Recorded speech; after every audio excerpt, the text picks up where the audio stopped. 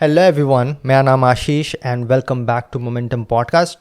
आज का हमारा टॉपिक जो रिवॉल्व करेगा वो कॉम्पिटिटिव एग्जामिनेशन के अराउंड होगा। और इसका सबसे बड़ा रीज़न ये है कि सारे कमेंट्स को पढ़ने के बाद, जो कि तुम्हें पता होना चाहिए कि मैं कमेंट्स को बहुत ही सीरियसली लेता हूँ, सारे कमेंट्स को पढ़ने के बाद मुझे ये समझ में आया कि 80 to 90% लोग मेरे चैनल में कॉम्पिटिटिव एग्जामिनेशन के रिलेटेड ही क्वेश्चंस पूछ रहे हैं। तो मैंने सोचा कि क्यों ना सारे इम्पॉर्टेंट एसेंशियल चीज़ों को एक ही पॉडकास्ट में डिस्कस कर ले, क्योंकि जिन्हें इम्पॉर्टेंट लगता है ये वो सुन ले, जिन्हें नहीं लगता वो इसे सुने ही ना। लेकिन मुझे ऐसा लगता है कि सब कोई को कुछ ना कुछ कॉम्पिटिटिव एग्जामिनेशंस की तैयारी से सीखने ज़रूर मिलता है। और इवन अगर तुम्हारा है कि मैं शायद कभी तैयारी करूँ भी ना किसी एग्ज़ाम की, तो तुम्हें ये पता होना चाहिए कि क्यों ना करो और क्यों लोग जो कर रहे हैं वो क्यों कर रहे हैं और तुम्हारे लिए ये फिट क्यों नहीं है। मैं इन सब चीज़ों के बारे में इसलिए डिस्कस कर सकता हूँ क्योंकि मैंने 3 से 4 साल, करीब 5, सीरियसली तैयारी किया है कॉम्पिटिटिव एग्जामिनेशंस का। मैंने 2016, 2017, 2018 इन तीनों ईयर्स में गवर्नमेंट जॉब्स के सारे एग्ज़ाम्स दिए हैं इंजीनियरिंग लेवल में। और उसके पहले मैंने 2 साल तैयारी भी किया था जब मैं कॉलेज में था। तो अंडर ग्रेजुएशन में ही मेरा ये एम था कि ग्रेजुएशन के साथ मेरा गेट एग्ज़ाम ये सब भी निकल जाए ताकि मैं अच्छा मास्टर्स कर पाऊँ, क्योंकि मैं किसी आईआईटी एनआईटी में नहीं पढ़ रहा था, एक एवरेज कॉलेज में पढ़ रहा था। तो मेरा एम था कि मेरा मास्टर्स अच्छा हो जाए किसी आईआईटी से। तो मैंने 2014 में ही ये समझ लिया था कि मेरे कॉलेज में प्लेसमेंट तो होगा नहीं, तो मैंने गेट ये सब एग्ज़ाम का तैयारी करना स्टार्ट कर दिया था। और 2016 में ही मैंने गेट का अटैम्प्ट दिया था, जो कि मेरा ग्रेजुएटिंग ईयर था। गेट क्वालिफाई तो हो गया था, लेकिन ऐसा कोई परफॉर्मेंस नहीं था जिससे मुझे आईआईटीज़ ये सब में मास्टर्स मिल पाए। मिल भी जाता तो अच्छा ब्रांच नहीं मिलता। तो इसीलिए मैंने 1 साल फिर से ड्रॉप लेके 2017 में फिर से सारे एग्ज़ाम्स दिए। उस साल मेरा भाभा एटॉमिक रिसर्च सेंटर में साइंटिस्ट पोजीशन के लिए सिलेक्शन हुआ था। इंडियन स्पेस रिसर्च ऑर्गेनाइजेशन में उस साल नहीं हुआ था, उसके अगले साल हुआ था। Indian institute of technology Bombay में उस साल सिलेक्शन हुआ था मेरा मास्टर्स के लिए। 2017 की बात है। लेकिन 2012 में मेरे कॉलेज में घुसने से पहले मैंने सारे इंजीनियरिंग एंट्रेंस लेवल के भी एग्ज़ाम्स की तैयारी करी है। उस टाइम पे आईआईटी मेंस और एडवांस नहीं होता था, उसके जस्ट अगले साल 2013 में ये एप्लीकेबल हुआ। उस साल AIEEE, जो कि तुम अभी मेंस के इक्विवेलेंट समझ सकते हो, और IIT JEE जिसे हम बस बोलते थे, वो अभी तुम एडवांस के इक्विवेलेंट मान सकते हो, क्योंकि NIT AIEEE के थ्रू होता था और IITs जो थे वो IIT के थ्रू होते थे। सिंपल था। तो अभी IIT के थ्रू NIT मिल रहा है, जो भी है सिस्टम चेंज हो गया है, लेकिन बात वही है। और उस टाइम पे बोर्ड्स का ऐसा कुछ चक्कर नहीं था कि बोर्ड्स में तुम्हें इतने परसेंटेज लाने, तो अच्छा था स्टूडेंट्स के लिए बहुत हद तक। लेकिन हाँ, मैं दोनों साइड इसलिए समझ सकता हूँ क्योंकि IIT JEE के टाइम पे मैं सीरियस नहीं था और गेट के टाइम पे मैं बहुत ज़्यादा सीरियस था। और सीरियस नहीं होने और सीरियस होने के बीच में बस एक चीज़ का डिफरेंस है। तो अगर आज तुम तैयारी कर रहे हो और तुम सीरियसनेस नहीं फाइंड कर पा रहे हो अपने लाइफ में, या मोटिवेशन नहीं फाइंड कर पा रहे हो, कंसिस्टेंसी नहीं फाइंड कर पा रहे हो एग्ज़ाम के लिए, तो वो सारे चीज़ काफ़ी क्लियर होने वाले हैं। ये पॉडकास्ट इसलिए इम्पॉर्टेंट होगा क्योंकि मेरा फर्स्ट हैंड एक्सपीरियंस है, एक स्टूडेंट का पर्सपेक्टिव है, एक एस्पिरेंट का पर्सपेक्टिव है। बट उससे भी इम्पॉर्टेंट क्या है कि आज के डे एंड एज में मैक्सिमम जो ज्ञान बट रहा है कॉम्पिटिटिव एग्जामिनेशन के रिलेटेड, उसका सोर्स कोई ना कोई कोचिंग इंस्टीट्यूट होता है। Now this is not correct, क्योंकि कोचिंग इंस्टीट्यूट का एक एजेंडा होता है, उनका एक ऑब्जेक्टिव है जो है उनका सीट सेल करना या फिर कोर्स सेल करना।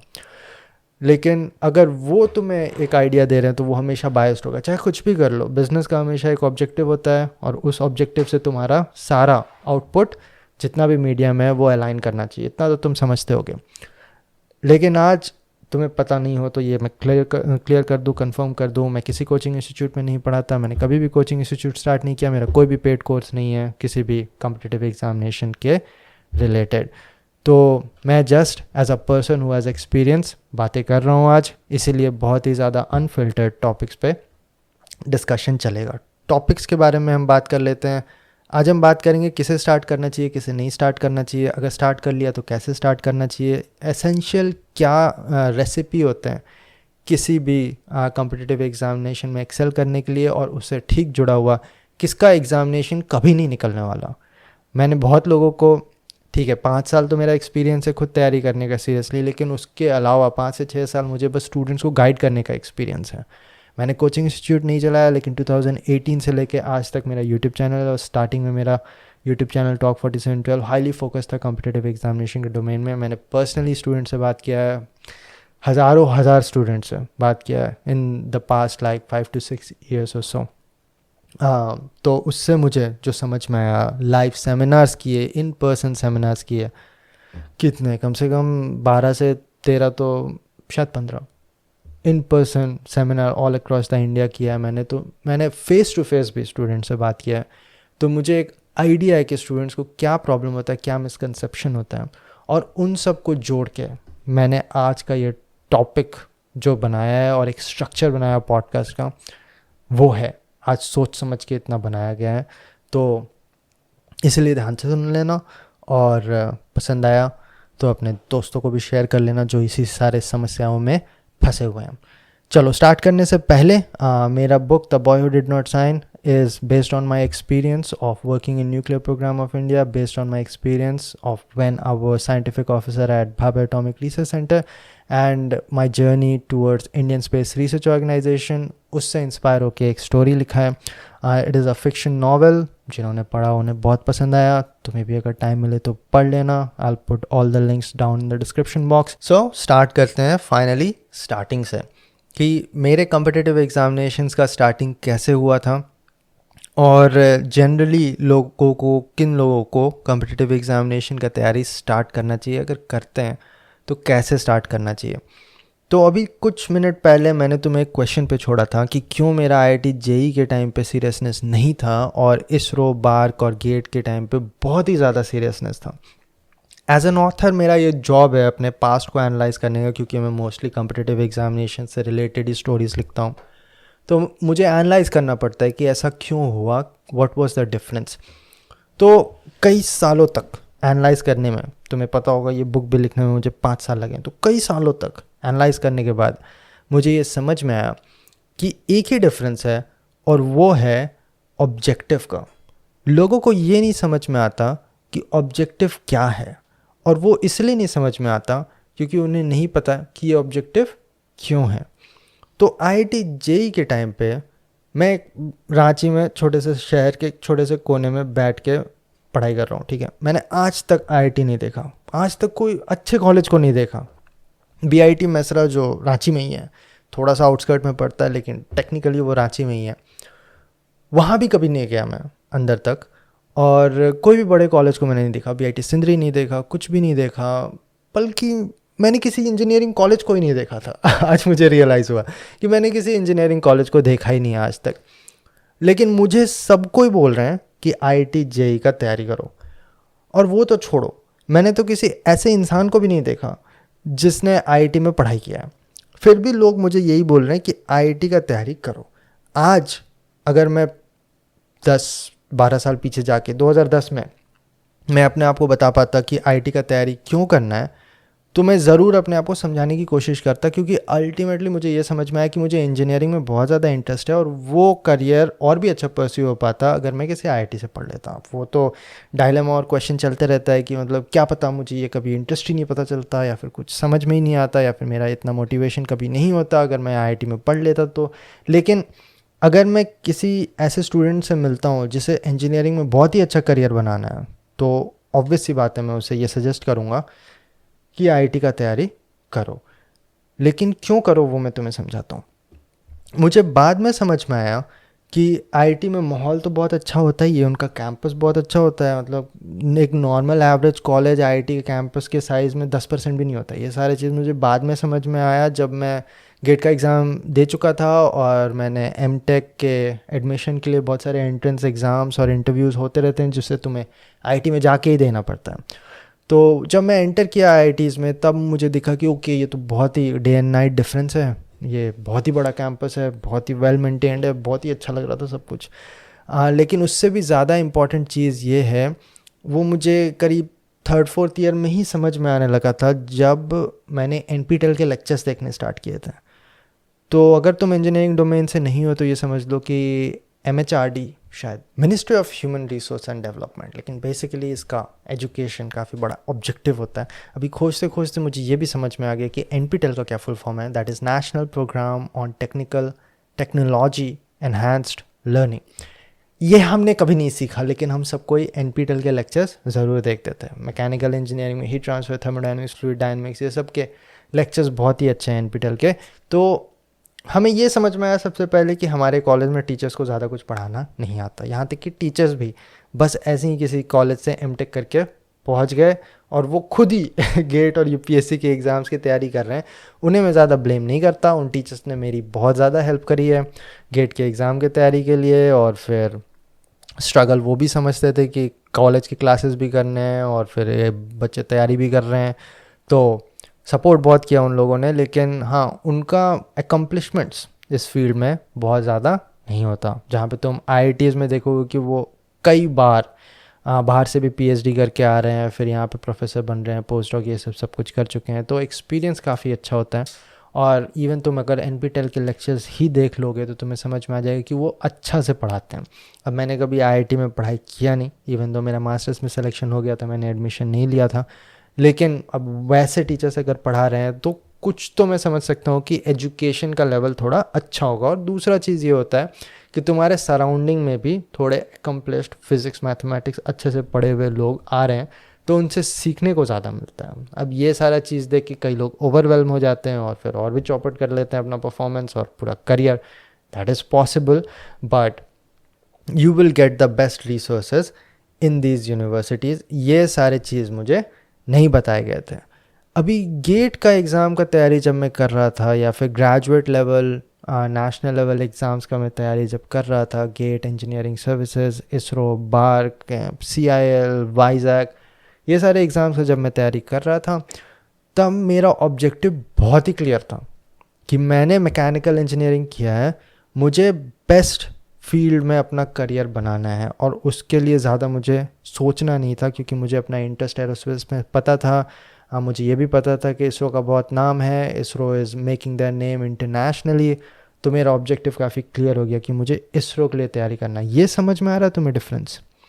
एक क्यों ऑब्जेक्टिव क्यों करना है, ये लोगों को नहीं समझ में आता।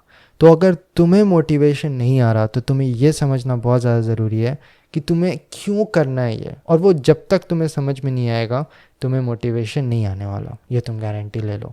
क्योंकि जब भी तुम पढ़ने बैठोगे ना, तुम्हारा दिमाग बहुत और सारे चीज़ों के बारे में तुम्हें डेविएट करेगा, जिसके लिए तुम्हारा ऑब्जेक्टिव बहुत ही क्लियर है। कि अगर मान लो वीडियो गेम खेलना है, तो ऑब्जेक्टिव बहुत ही क्लियर है कि उससे तुम्हें एक डोपामिन हिट मिलेगा, एक एड्रेनलिन रश मिलेगा, जिससे तुम्हें बहुत ज़्यादा मज़ा आएगा। अगर तुम्हें टेक्स्ट करना है किसी और को और फिर उससे चैटें करने हैं बहुत सारे, तो उसके लिए भी ऑब्जेक्टिव बहुत ही क्लियर है कि तुम्हें बहुत ही मज़ा आएगा। अगर दोस्तों के साथ घूमने जाना है, तो उसमें भी तुम्हारा ऑब्जेक्टिव बहुत ही क्लियर है, क्यों करना है वो बहुत ही क्लियर है। लेकिन तुम्हें पढ़ाई करना है, तो वो क्यों करना है ये बहुत ज़्यादा क्लियर होना चाहिए।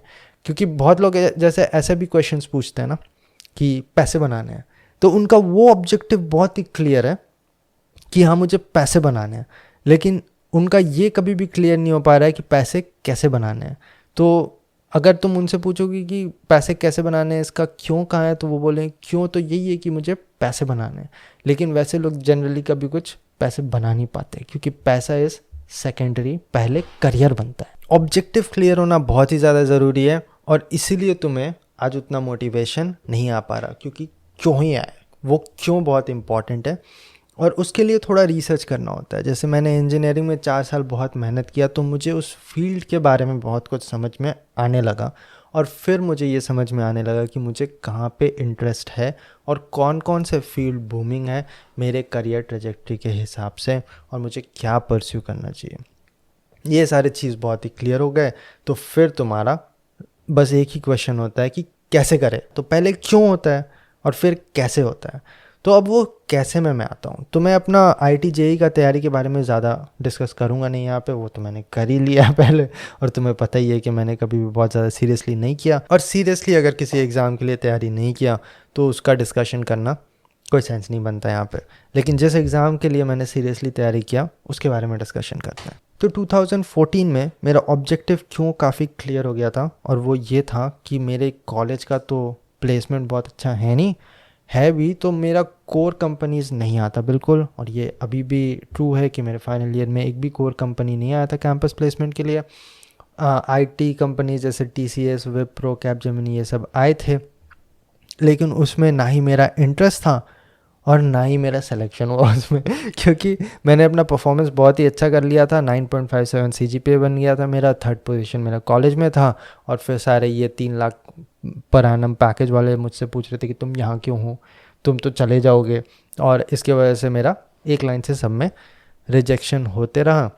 लेकिन कुछ खास फ़र्क नहीं पड़ता क्योंकि मुझे उसमें ऐसे भी नहीं जाना था, लेकिन ये सारी चीज़ मुझे पता थे कि कोर कंपनीज़ भी नहीं आएंगे, तो मैंने अपना क्लियर रख लिया था। उस टाइम पे मेरा ऑब्जेक्टिव था कि आईआईटी बॉम्बे से मास्टर्स कर लूँ, जो कि एक नोबल ऑब्जेक्टिव है, कई लोगों का होता है जो आईआईटी में बीटेक नहीं कर पाए, उनका है कि आईआईटीज़ में मास्टर्स कर ले, वो 1 से 2 साल में तुम्हारा मास्टर्स हो जाएगा और उसके बाद तुम्हारा कैंपस प्लेसमेंट भी आईआईटी से हो जाएगा, टैग भी लग गया तो बढ़िया है। उसके बाद मुझे जाके पता चला कि ओके, इसरो भी एक एग्ज़ामिनेशन है जो मैं दे सकता हूँ। स्टार्टिंग में नहीं पता था मुझे, वो वही बात है, लैक ऑफ इन्फॉर्मेशन। आज तुम शायद समझ भी ना पाओ कि कितना ज़्यादा लैक ऑफ इन्फॉर्मेशन होता था उस टाइम पे।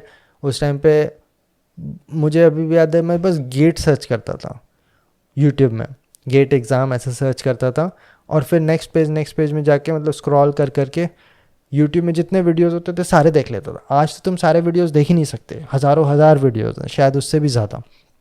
तो उस टाइम पे वीडियोस ही ऐसे लिमिटेड, ऐसे 50-60 वीडियोस तुम्हारे आईटी के, उसी को मैं कई वीडियो को तो बार बार करके देखते रहता था। तो अभी इतना सारा इन्फॉर्मेशन हो गया है, उससे कैसे डील करें और वो कैसे ओवरवेलम करता है उसके बारे में भी हम बात करेंगे। लेकिन अब हम फिर से आते हैं कि स्टार्टिंग कैसे करें।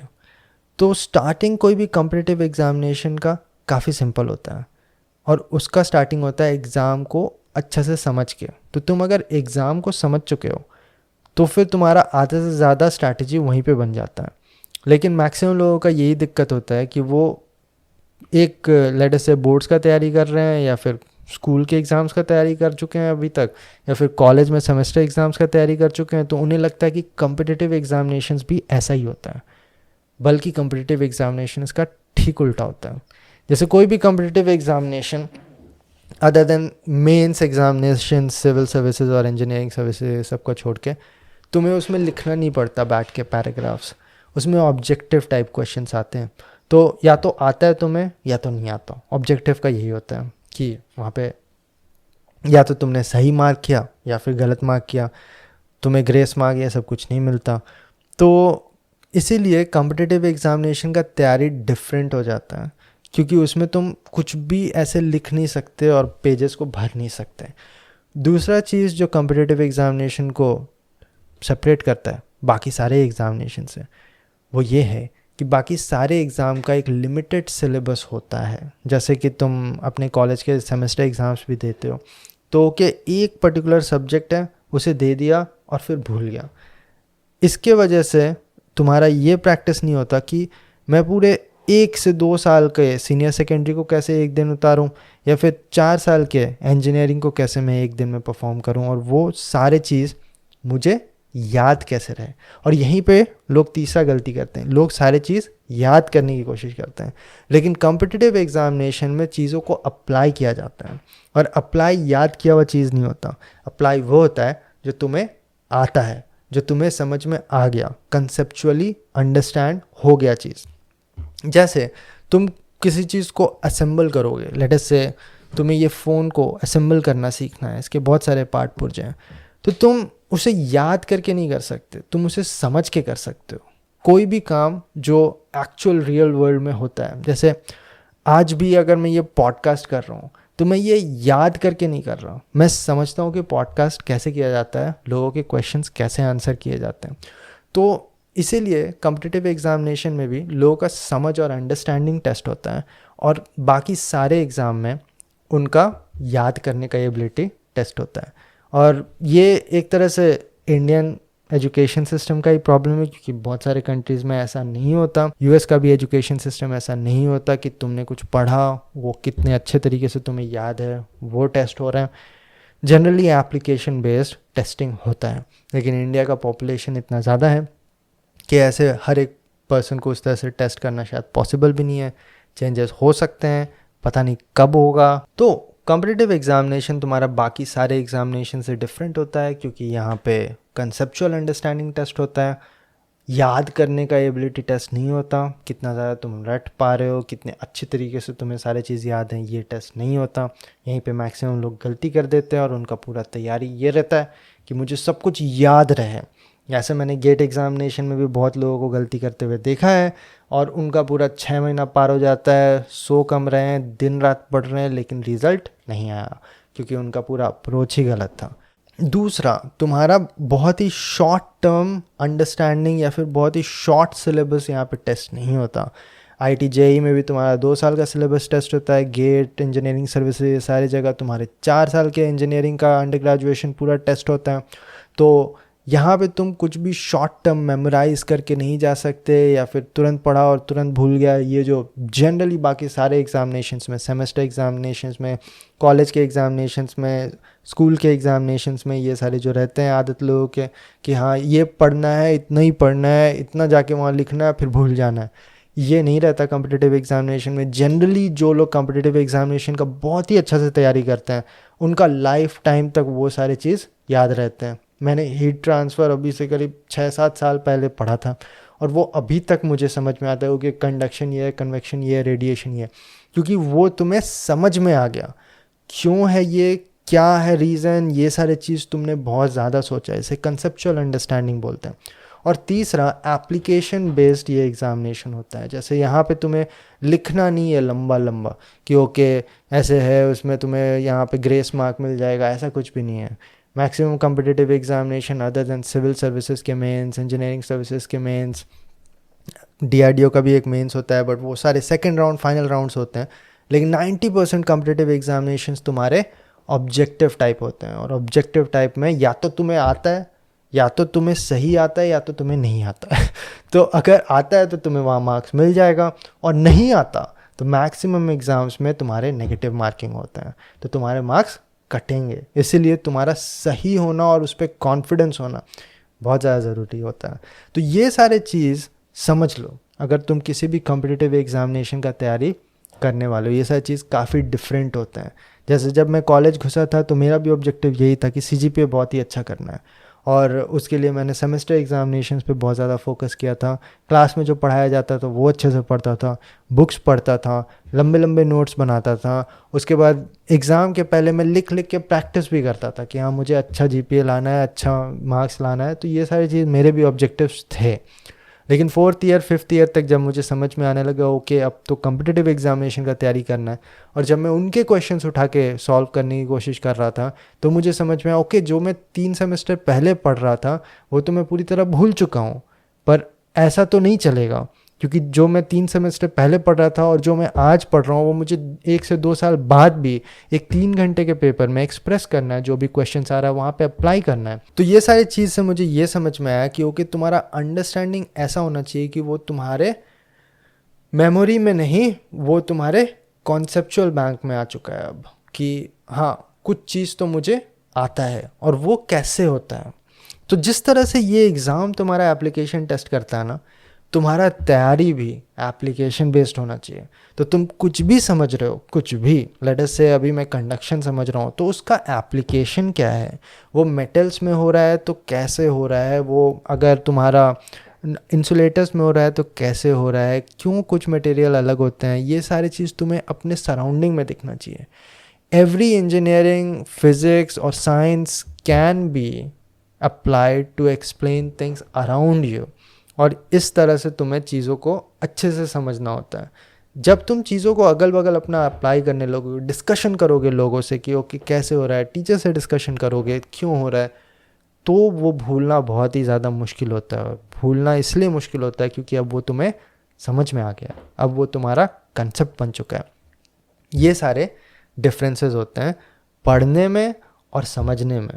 तो अगर तुम्हें कॉम्पिटिटिव एग्जामिनेशन का तैयारी करना है तो तुम्हें इस तरह से अपना अप्रोच रखना होगा। नहीं तो तुम्हें बस डिग्री लेना है तो फिर भाई पढ़ो और भूलो, पढ़ो और भूलो, क्योंकि अल्टीमेटली तो तुम कोई ऐसे नॉर्मल से जॉब कर रहे होगे जहाँ पे तुम्हें वहीं पे सिखाया जाएगा कि तुम्हें क्या करना है। लेकिन अगर तुम प्रॉपर अगर चीज़ों को समझना चाहते हो, अपने ट्रेड में एक्सपर्ट बनना चाहते हो, तो तुम्हें इस तरह से पढ़ाई करना पड़ेगा। क्वेश्चंस पूछने पड़ेंगे, एप्लीकेशंस खोजने पड़ेंगे, अपने से एफर्ट डालना पड़ेगा कि ऐसा क्यों हो रहा है। और इसके थोड़े अगल बगल भी हम देख लें कि ओके जायरोस्कोप ऐसा है तो थोड़ा अच्छा से समझ ले कि इसका रियल लाइफ में क्या एप्लीकेशन है। रॉकेट के नेविगेशन और गाइडेंस में भी इसका एप्लीकेशन होता है, मुझे नहीं पता था। प्लेन में भी ये यूज़ होता है, मुझे नहीं पता था। अभी तुम यूट्यूब वीडियो में एक बार तुम सर्च करोगे कि जायरोस्कोप इन एरोस्पेस, तुम्हें कुछ ना कुछ वीडियो ज़रूर मिल जाएगा और भी अच्छा से समझने के लिए। पहले लोगों को बस बुक में 5-6 लाइन मिल जाता था, 1-2 पेज पढ़ लिया, उससे उन्हें समझना पड़ता था। लेकिन अभी के जो रिसोर्सेज है उसे तुम यूज़ कर सकते हो चीज़ों को और भी अच्छे से समझने के लिए। तो अभी थोड़ी देर पहले जब मैंने ये बोलना स्टार्ट किया कि तुम्हें अगर कॉम्पिटिटिव एग्जामिनेशन का तैयारी करना है तो कैसे स्टार्ट करना है, उसमें मैंने तुम्हें एक बार भी ये बोला कि टेस्ट सीरीज़ कौन से लेने हैं? क्या मैंने तुम्हें ये बोला कि प्रीवियस ईयर क्वेश्चन कितने सॉल्व करने हैं, कितना सफिशिएंट होता है सॉल्व करना? ये सारी चीज़ नहीं बोले ना। मैंने तुम्हें एग्ज़ाम का प्रीवियस ईयर क्वेश्चन भी उठाने नहीं बोला। मैंने मोस्टली ये फोकस किया कि ये एग्ज़ाम जिस भी चीज़ को टेस्ट कर रहा है उसमें तुम्हारा अंडरस्टैंडिंग बहुत ही अच्छा होना चाहिए। ये चीज़ को उठा के लोग डस्टबिन में फेंक देते हैं और लोगों से पूछने लगते हैं कि मैं कौन सा प्रीवियस ईयर क्वेश्चन सॉल्व करूं, कौन सा कोचिंग इंस्टीट्यूट में ज्वाइन करूं और कौन सा टेस्ट सीरीज़ दूं। ये सारी चीज़ पूछने लगते हैं, कितना पैसे लगेंगे, फ्री कहाँ से डाउनलोड कर सकते हैं, यही सारे क्वेश्चन पूछते रहते हैं। इसीलिए उनका कभी भी बेस ही नहीं बनता। और अगर बेस ही नहीं बन रहा, देखो कॉम्पिटिटिव एग्जामिनेशन कोई भी अगर उठाओगे, ये 6 महीने वाले बकवास बात मेरे से मत करना। ये सब कोई बोलते हैं 6 महीना में ये एग्ज़ाम निकल जाएगा, ऐसा कभी भी नहीं होता। कोई भी एग्ज़ाम निकालने में 1 से 2 साल लगता है। This is the reality. अगर तुम्हें दर्द हो रहा है तो एग्ज़ाम का तैयारी मत करो। तुम्हारा जेई का तैयारी करना है, 1 से 2 साल से भी ज़्यादा लगता है। तुम्हारा अगर गेट एग्जामिनेशन का तैयारी करना है तो मैंने तुम्हें बता दिया 3 से 4 साल के तैयारी के बाद भी बहुत लोगों का अच्छा से परफॉर्मेंस नहीं हो पा रहा, क्योंकि तुम्हारा एक लेवल है, वहाँ से ग्रो करने में कुछ टाइम लगेगा तुम्हें। अब तुम आईआईटी ऑलरेडी क्रैक कर चुके हो, तुम आईआईटी बॉम्बे से मैकेनिकल इंजीनियरिंग पढ़ के निकल रहे हो, तुमने ऑलरेडी आईआईटी जे में इतना अच्छा परफॉर्म कर लिया, हो सकता है तुम्हारा गेट अच्छा से निकल जाए, हो सकता है। लेकिन ऐसे भी आईआईटी के लोग को मैंने घूमते हुए देखा है जो गेट का एग्ज़ाम का तैयारी 1-2 साल से कर रहे हैं, उनका नहीं हुआ। सब कुछ होता है ठीक, लेकिन इन जनरल जो मैंने देखा है, कोई भी कॉम्पिटिटिव एग्जामिनेशन का तैयारी करने में 1 से 2 साल लगता है, 1 से 2 अटेम्प्ट लग जाता है। तो अगर तुम इतना लंबा तैयारी कर रहे हो किसी भी चीज़ का, तो वहाँ पे तुम्हारा अगर बेस ही ख़राब था, तुम बिल्ड किस पे करोगे? मतलब वो 1 से 2 साल तुम क्या कर रहे हो?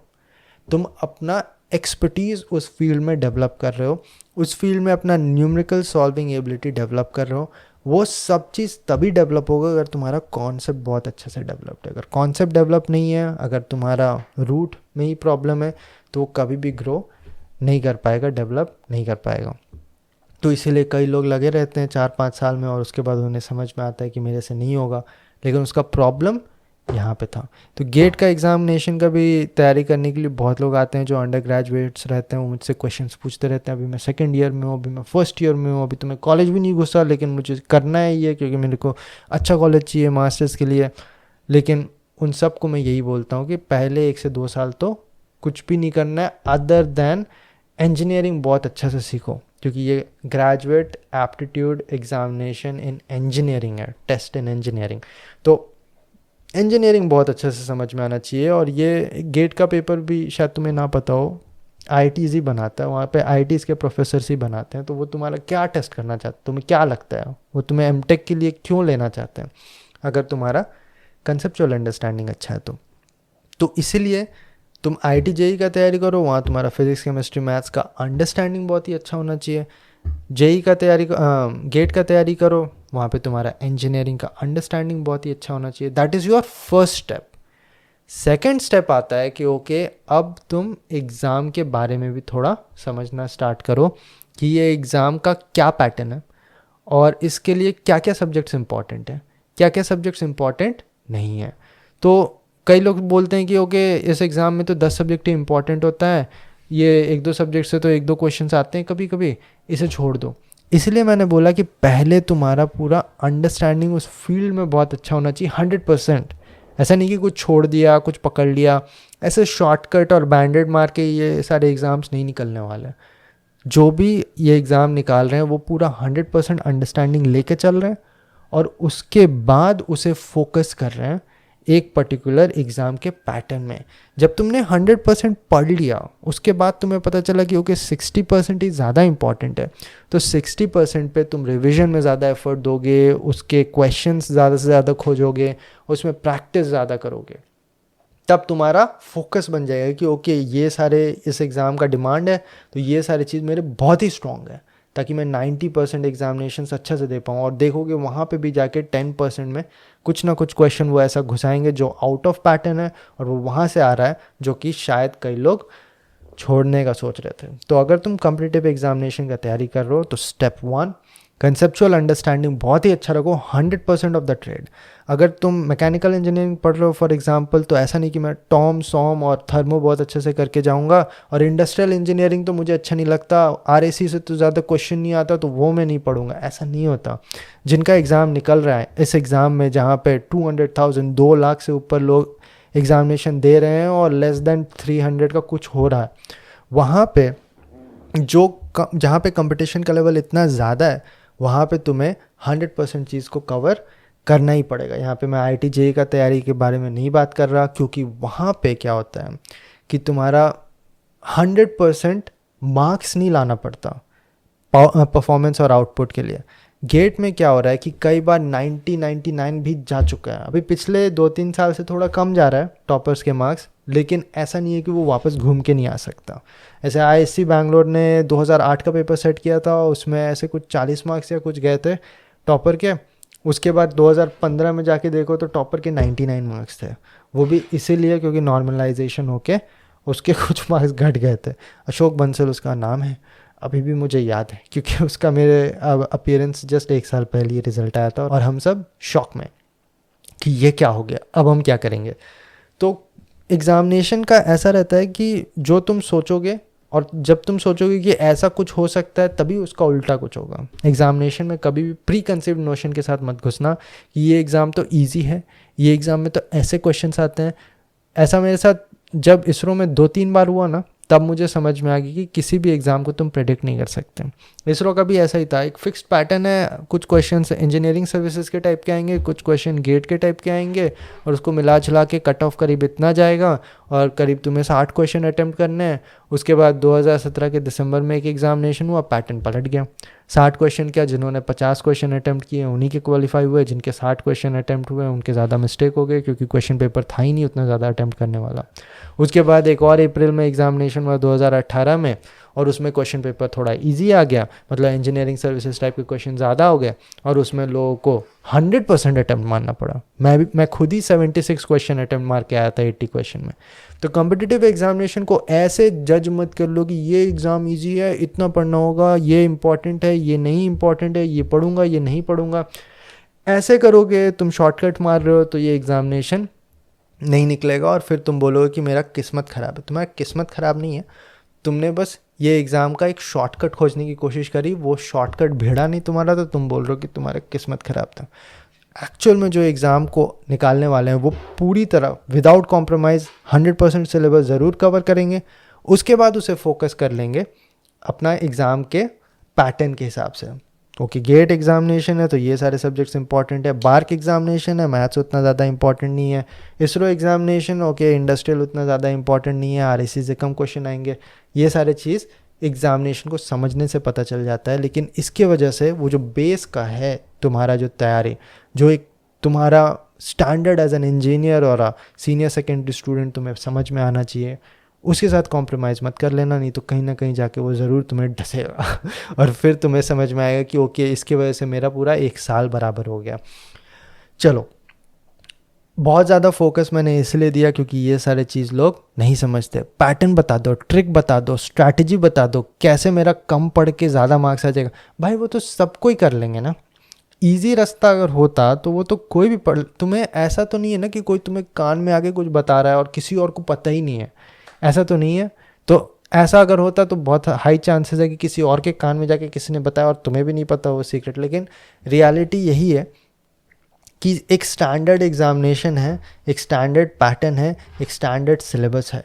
वो सिलेबस प्राइमरी होता है तुम्हारा, वो सिलेबस को तुम्हें कवर करना ही है। उसके बाद आता है पैटर्न कि ओके मेरे 12 सब्जेक्ट हैं, ये सारे 12 सब्जेक्ट में इक्वल डिस्ट्रीब्यूशन नहीं है क्वेश्चन का।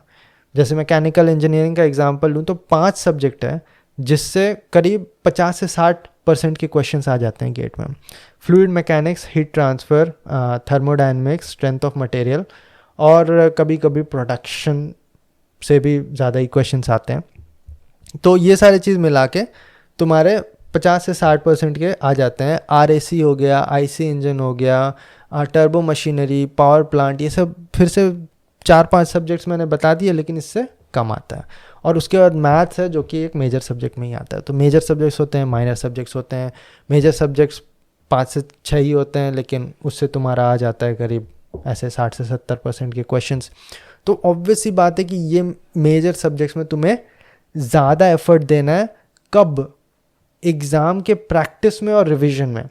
तो देखो बहुत ही सिंपल है, अगर इससे ज़्यादा क्वेश्चंस आते हैं तो अगर तुम पिछले 20 साल के प्रीवियस ईयर क्वेश्चंस उठाओगे तो ज़्यादा क्वेश्चन मिलेंगे ना उससे। सिंपल सी बात है ना कि अगर तुम्हें इससे 60% के क्वेश्चंस आते हैं तो तुम पिछले 20 साल के क्वेश्चंस को अगर देखोगे तो उसमें 60% ऑफ क्वेश्चन इसी से आएंगे। तो ऑब्वियस सी बात है कि प्रीवियस ईयर से क्वेश्चन सॉल्व करने में तुम्हें ज़्यादा टाइम लगेगा इन सब्जेक्ट्स के लिए, जो कि तुम्हारे लिए फ़ायदेमंद भी है क्योंकि तुम्हें इसी में ज़्यादा टाइम स्पेंड करना था when it comes to focus to this examination. हाँ, रिविजन में तुम्हें थोड़ा चेंज करना पड़ेगा क्योंकि तुम्हारा मटेरियल जो होगा इन मेजर सब्जेक्ट्स का वो भी थोड़ा ज़्यादा होगा। ये भी काफ़ी ऑब्वियस ही है, अगर ज़्यादा क्वेश्चंस आए हुए हैं उससे तो ज़्यादा टॉपिक्स टच हुआ है। अगर ज़्यादा टॉपिक्स टच हुआ है तो ज़्यादा चीज़ तुम्हें पढ़ना पड़ेगा कि ओके ये भी टॉपिक इंपॉर्टेंट है, ये भी टॉपिक इंपॉर्टेंट है। तुम्हारा जो क्लास नोट्स बना हुआ है उन सब्जेक्ट से वो थोड़ा मोटा होगा क्योंकि ज़्यादा चीज़ कवर है, तो उसे रिवाइज करने में भी ज़्यादा टाइम लगेगा। सिंपल सी बात है। हाँ, बस इसे यहाँ पे ट्रांसलेट करना कि ओके टेस्ट सीरीज़ भी इससे थोड़ा ज़्यादा देना है और इसके माइक्रो नोट्स ये सब भी थोड़ा रेगुलरली रिवाइज करते रहना। ये इसलिए है क्योंकि जब तुम मेजर सब्जेक्ट्स को स्ट्रॉन्ग कर लेते हो और जब तुम एग्ज़ाम में जाते हो और तुम्हें मेजॉरिटी ऑफ क्वेश्चंस वहाँ से दिख रहे हैं और तुम्हारा मेजर सब्जेक्ट बहुत ही स्ट्रॉन्ग है, बुलेट प्रूफ, तो तुम्हें बहुत ज़्यादा कॉन्फिडेंस आता है क्योंकि ज़्यादा क्वेश्चंस जो तुम्हारे हैं वो तुम्हें ओके हाँ ये मुझे पता है कैसे करना है, मैं कंफर्टेबल हूँ। तो वो कंफर्ट के लिए हम अपना फोकस उस डायरेक्शन में कर लेते हैं। अब ये एग्ज़ाम टू एग्ज़ाम चेंज हो जाता है। जैसे मैंने बताया बार के एग्ज़ाम, गेट एग्जामिनेशन और इसरो एग्जामिनेशन में, ये सब में मेजर सब्जेक्ट्स अलग अलग हैं, कुछ कुछ डिफरेंसेस सब में हैं, लेकिन वो 1-2 महीना में एडजस्ट हो जाता है क्योंकि 1 महीना बाद मेरा इसरो है तो मैं इस पर फोकस करूँगा। ऐसे ऐसे है वो तुम प्रीवियस ईयर क्वेश्चन उस पर्टिकुलर एग्ज़ाम को सॉल्व करोगे तो उससे ही तुम्हें समझ में आ जाएगा कि इसमें क्या इंपॉर्टेंट है क्या नहीं है। लेकिन हाँ, अब हम अगर पैटर्न में आ ही गए हैं तो एक प्रॉपर कैलकुलेशन बहुत ही इंपॉर्टेंट है। जैसे कि मैं तुम्हें एग्जांपल देता हूँ, जब मैं पहली बार इसरो एग्जामिनेशन का तैयारी कर रहा था 2017 में, 7 मई 2017 को मेरा एग्ज़ाम था। मैंने प्रॉपरली तैयारी स्टार्ट कर दिया था। जैसे ही मेरा बाकी के रिटन टेस्ट हो गए थे जो कि मार्च के एंड तक हुए थे, तो मुझे करीब 1 से 2 महीना अच्छा सा टाइम मिल गया था। तो मैंने सबसे पहले उठा के जितने भी प्रीवियस ईयर क्वेश्चंस हैं इसरो के सारे उठा लिए। बहुत ही सिंपल है। तो मुझे पता चला इसरो का ये जो ICRB एग्जामिनेशन है जो मुझे देना है जो साइंटिस्ट पोजीशन के लिए, ये 2006 से हो रहा है और अभी मैंने बताया मैं 2017 का एग्ज़ाम का तैयारी कर रहा हूँ। तो 2006 से लेकर 2016 तक मेरे पास अवेलेबल है सारे के प्रीवियस ईयर क्वेश्चन। हर साल 80 क्वेश्चन आए हैं। ओके, 80 क्वेश्चन आए हैं मैकेनिकल इंजीनियरिंग से, लेकिन मुझे ये कौन बताएगा कि थर्मोडायनेमिक्स से कितने क्वेश्चन आए, स्ट्रेंथ ऑफ मटेरियल से कितने क्वेश्चन आए, फ्लूइड मैकेनिक्स से कितने क्वेश्चन आए। यहाँ पे आता है कि तुम कितना मेहनत कर रहे हो इस पैटर्न को ब्रेक करने के लिए। अब तुम्हें कोई परोस के नहीं देगा कि ओके ये है ये है ये है। कई बार तुम्हें मिल भी जाता है, जैसे गेट में जो बड़े एग्जाम्स है उसमें तुम्हें मिल भी जाएगा कि इतने क्वेश्चंस आए हैं इस साल आए हैं, लेकिन बहुत सारे एग्जाम्स होते हैं तुम्हें नहीं मिलते। तो मैंने खुद से जाके, ऑब्वियसली बात है कि मैं हर साल का क्वेश्चन पेपर सॉल्व कर रहा हूँ। जब मैंने सॉल्व कर लिया उसके बाद मैं एनालाइज कर रहा हूँ ओके सोम से कितने क्वेश्चन आए, थर्मो से कितने क्वेश्चन आए, इससे कितने क्वेश्चन आए। तब मुझे पता चला ओके इसरो एग्ज़ाम के मेजर सब्जेक्ट्स सोम है, थर्मो है, फ्लूइड मैकेनिक्स है और प्रोडक्शन है। और मैथमेटिक्स का काफ़ी इंपॉर्टेंट होता है। इस टॉपिक से 14-15 क्वेश्चन आते हैं 80 में से, इस टॉपिक से 2 क्वेश्चन आते हैं। तब मुझे पता चल गया कि ओके ये ज़्यादा इंपॉर्टेंट है, ये कम इंपॉर्टेंट है, ये तो इम्पॉर्टेंट ही नहीं है, ये तो आता ही नहीं है, आज तक यहाँ से क्वेश्चन ही नहीं आया। तो मैं अगर इस एग्ज़ाम का तैयारी कर रहा हूँ, जैसे बार के एग्जामिनेशन में मैथ्स के क्वेश्चन ही नहीं आते, बहुत रेयरली 1-2 आ गए, तो उसके लिए मैं थोड़ी तैयारी करूँगा, क्योंकि बार के एग्जामिनेशन 100 क्वेश्चन का होता है और तुम्हें बस 120 मिनट मिलते हैं, और हर क्वेश्चन करीब 2 से 3 मिनट लेता है, काफ़ी डिफिकल्ट एग्जाम होता है। तो जनरली लोग 60-70 क्वेश्चन ही बना पाते हैं मैक्सिमम टू मैक्सिमम, तो मतलब 30% क्वेश्चन तुम्हें छोड़नी ही है। तो वैसे एग्जाम में मैं ऐसा सब्जेक्ट क्यों पढ़ के जाऊंगा जहां बस 1-2 क्वेश्चन आ रहे हैं, जहां मुझे 30 क्वेश्चन छोड़ना है। तो ये सारे चीज़ समझ में आता है जब तुम एग्जामिनेशन को स्टडी करते हो, एनालाइज करते हो। तो बेस लेवल में मैंने बताया कि पूरा सिलेबस स्ट्रांग होना चाहिए, एक बार पूरा कंसेप्चुअल अंडरस्टैंडिंग होना चाहिए। उसके बाद फोकस करो, और वहाँ पे तुम्हारा रिवर्स इंजीनियरिंग आता है कि तुम पैटर्न को कितने अच्छे तरीके से समझ रहे हो और क्या स्ट्रैटेजी डेवलप कर रहे हो। और ये याद रखना, ये इंडिविजुअल होता है, और यही सारी चीज़ है जो बहुत सारे कोचिंग इंस्टीट्यूट्स तुम्हें नहीं बताते। कोचिंग इंस्टीट्यूट्स में मैं भी जा चुका हूँ, कोचिंग मैंने भी लिया है, IIT JEE के लिए भी और गेट के लिए भी। और ये सारी चीज़ मुझे उस टाइम पे भी नहीं पता था कि कोचिंग इंस्टीट्यूट का कितना कम हाथ होता है किसी भी अच्छे परफॉर्मेंस में। अच्छा परफॉर्मेंस एक इंडिविजुअल अगर देता है, रैंक लेके आता है, तो उसमें मेजॉरिटी हाथ उसका खुद का होता है कि क्या स्ट्रैटेजी बनाया उसने, किस तरह से उसने डेली बेसिस में रिवीजन किया, प्रैक्टिस किया, किस तरह से उसने अपना सिलेबस कंप्लीशन किया, किस तरह से उसने इस एग्ज़ाम के पैटर्न को समझा और उसके हिसाब से अपने आप को ढाला, कितना टेस्ट सीरीज दिया। ये सब मॉनिटर इंडिविजुअली ही करते हैं। कोई भी कोचिंग इंस्टीट्यूट कहीं भी चले जाओ, ये सारे चीज़ तुम्हें इंडिविजुअली नहीं बताने वाला। दिस इज़ नॉट पॉसिबल, क्योंकि उनके पास इतने सारे स्टूडेंट्स आते हैं। वो हर एक के लिए कैसे, भाई 20 स्टूडेंट भी आया किसी कोचिंग इंस्टीट्यूट में, हर एक के लिए कैसे, अगर मेरे पास कोई 20 स्टूडेंट भेज देता कि हाँ इन्हें पढ़ाओ गेट एग्जामिनेशन के लिए, मैं हर एक के लिए तो कभी भी नहीं कर पाता। सबका पैटर्न डिफरेंट, सबका रूटीन डिफरेंट है, सबका लाइफ में कुछ और चल रहा है, सबका स्ट्रेंथ्स और वीकनेसेस अलग है। तो इसीलिए ये समझ लो कि competitive examinations are very individualistic. यहाँ पे तुम्हें खुद का प्लसेस और माइनसेस को ध्यान में रख के उसके हिसाब से अपना तैयारी करना पड़ता है। तो ये सारी चीज़ इसीलिए इम्पॉर्टेंट है क्योंकि एक एग्ज़ाम का पैटर्न है और फिर तुम्हारा एक पैटर्न है, और ऑब्जेक्टिव तुम्हारे और पैटर्न से और एग्ज़ाम के पैटर्न से चेंज नहीं होता। ऑब्जेक्टिव यही है कि एग्ज़ाम क्रैक हो जाना चाहिए। तो फिर तुम अपने हिसाब को कैसे उस एग्ज़ाम की तरफ ढालोगे, ये तुम पे डिपेंड करता है। और ये सारी चीज़ तुम्हारे एग्ज़ाम के एनालिसिस से और खुद के एनालिसिस से क्लियर होता है। समझ गए? तो इस तरह से कोई कॉम्पिटिटिव एग्जामिनेशन का तैयारी स्टार्ट होता है। पहले उसका सिलेबस समझ के, सिलेबस का अंडरस्टैंडिंग अच्छा से कंसेप्चुअल करके, और फिर अपना फोकस जो प्रिपरेशन का है वो पैटर्न की तरफ करके। इसका अगला लेवल जो है वो है प्रैक्टिस और टेस्ट सीरीज़, और इसी में मैं आता हूँ टेस्ट सीरीज़ के क्या प्रॉब्लम्स हैं और क्यों टेस्ट सीरीज़ में कई लोगों का अच्छा परफॉर्मेंस होता है और फाइनल एग्ज़ाम में अच्छा परफॉर्मेंस नहीं होता। तो इन सब सारे चीज़ों के बारे में हम बात करते हैं। तो एक बार समरी में, how to start competitive examination. First, तुम्हारा सिलेबस बहुत ही स्ट्रांग होना चाहिए, कंसेप्चुअल अंडरस्टैंडिंग होना चाहिए, 100% ऑफ सिलेबस। तुम जब स्टार्टिंग में पढ़ रहे हो उस टाइम पे तुम ये नहीं बोल सकते कि हाँ ये छोड़ दूंगा, ये छोड़ दूंगा, ये छोड़ दूंगा। वैसे माइंडसेट से तुम्हारा कोई भी एग्ज़ाम क्रैक नहीं होने वाला। इतना स्ट्रॉन्ग कंपटीशन है, तुम्हें 100% ऑफ सिलेबस कवर करना ही पड़ेगा। उसके बाद सेकंड स्टेप आता है तुम्हारा पैटर्न समझना एग्जामिनेशन का। उसे रिगरसली स्टडी करो, हर साल के प्रीवियस ईयर क्वेश्चन उठाओ और समझ में आना चाहिए तुम्हें कि ओके इस साल इतने क्वेश्चन यहाँ से आए, इतने क्वेश्चन यहाँ से आए। 5-6 साल का देखोगे तो तुम्हें खुद ही पैटर्न समझ में आ जाएगा कि ये 5 सब्जेक्ट है, ये 5 टॉपिक है, इससे ज़्यादा क्वेश्चंस आ रहे हैं, ये 10 टॉपिक को मिला के तो 70% ऑफ क्वेश्चंस आ जा रहे हैं एग्जाम्स में। तो मैं इस पे ज़्यादा फोकस करूँगा, इसके ज़्यादा मटेरियल प्रीवियस ईयर क्वेश्चंस मिलेंगे ऑब्वियसली, क्योंकि ज़्यादा क्वेश्चंस वहीं से आए। तो तुम ज़्यादा उससे प्रैक्टिस करोगे, ज़्यादा रिवीजन होना चाहिए, तुम्हारे क्लास नोट्स उन टॉपिक से ज़्यादा होंगे क्योंकि ज़्यादा टॉपिक्स कवर्ड है प्रीवियस ईयर में, वो सारे तुम्हारे कॉन्सेप्चुअल अंडरस्टैंडिंग कवर्ड होना चाहिए तुम्हारे क्लास नोट्स में भी। उसका रिवीजन का नंबर, फ्रीक्वेंसी ये सब ज़्यादा होना चाहिए। साइक्लिक रिवीजन, पैरेलल रिवीजन पे मैंने वीडियोस बना रखा है ऑलरेडी। अगर अभी भी समझ में नहीं आया तुम्हें तो सर्च कर लो, तुम्हें मिल जाएगा। पैरेलल रिवीजन टॉक 4712 तुम्हें तुरंत वीडियो मिल जाएगा। तो this is how you start, understand the syllabus and then understand the examination. दूसरा चीज़ मत करना, मैक्सिमम लोग ये करने लगते हैं कि बस पूछ रहे हैं लोगों से कि क्या सॉल्व करे, कहाँ से पढ़े और कौन सा कोचिंग इंस्टीट्यूट सबसे अच्छा है, जबकि उनका जो बेस है, जो कि सिलेबस कंप्लीशन जिसे बोलते हैं, वही गोल है जिसकी वजह से उनका कभी भी परफॉर्मेंस नहीं होता, भले वो सालों साल लगे रहे उसमें। इसके बाद हम बात करेंगे टेस्ट सीरीज़ के बारे में, बट उससे पहले मेरे जो एक्सपीरियंसेस हैं जो इस बुक में शेयर्ड है उसके कुछ लाइंस में उठा रहा हूँ और तुम्हें समझाने की कोशिश करता हूँ कि कॉम्पिटिटिव एग्जामिनेशंस ने मुझे क्या सिखाया, और उन सब के एक्सपीरियंस के बेसिस पे ये बुक लिखा है। जैसे अभी तुम्हें मैं बता रहा था कि दिसंबर 2017 के इसरो एग्जामिनेशन में अचानक से पैटर्न चेंज हो गया था, तो उसके बेसिस पे ही मैंने ये सीन लिखा है पेज 116 में। पढ़ लेता हूँ थोड़ा ताकि तुम्हें समझ में आ जाए।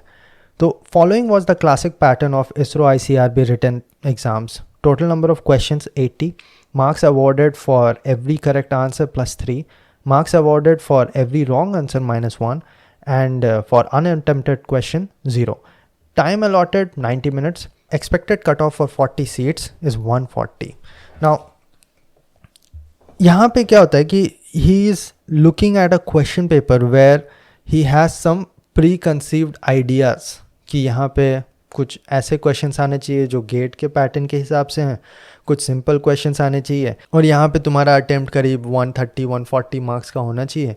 तो इसका एक आइडिया था एग्ज़ाम में घुसने से पहले, और उसके बाद इससे पता चलता है कि exactly at 2 PM we were allowed to open the seal of the question paper. The 3 questions on the first page were surprisingly difficult. ISRO exams had taken place 12 times. One I had appeared in. I had never seen questions like this. Assuming I got a crooked set with the difficult questions piled in the beginning, I turned the page. Amongst the questions in the first 2 pages, 6 out of the 8 were unsolvable. Sweating in December, I turned a couple of more pages, sliced through a couple of SOM questions, then got a speed bump again. There were plenty of material science and graphical questions, the likes of which weren't even seen in engineering services examination prelims.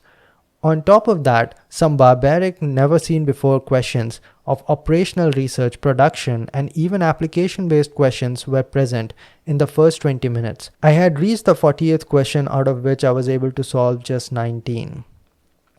तो this is what I was talking about कि एक idea लोग बना के जाते हैं कि ये एग्ज़ामिनेशन ऐसा हो सकता है और इसका ऐसा ऐसा तैयारी करके जाना है और ऐसे ऐसे सब्जेक्ट्स बस पढ़ने हैं, तो कभी भी वो पलट सकता है और तुम्हें किसी भी एग्ज़ामिनेशन का एक ही अपॉर्चुनिटी मिलता है। ऐसा नहीं है कि तुम्हें 3-4 अटैम्प्ट मिल जाएगा, आज नहीं तो परसों आके फिर से दे देना। कई सारे एग्ज़ाम्स ऐसे होते हैं, जैसे टॉफल एग्ज़ामिनेशन है, तो आज नहीं हुआ तो फिर से एक स्लॉट बुक करो और 7,000 रुपये डालो या कुछ भी होता है ऐसा, मुझे याद नहीं है, और फिर परसों फिर से आ जाओ। लेकिन ये वैसा एग्ज़ाम नहीं है। यहाँ पे अगर तुमने कुछ सोच लिया कि हाँ मैं इसके लिए तैयार हूँ और वो नहीं हुआ, तो फिर तुम्हारा एग्ज़ाम भी नहीं होगा और फिर तुम्हें फिर से 1 साल रुकना पड़ेगा और सारी की सारी मेहनत पानी में।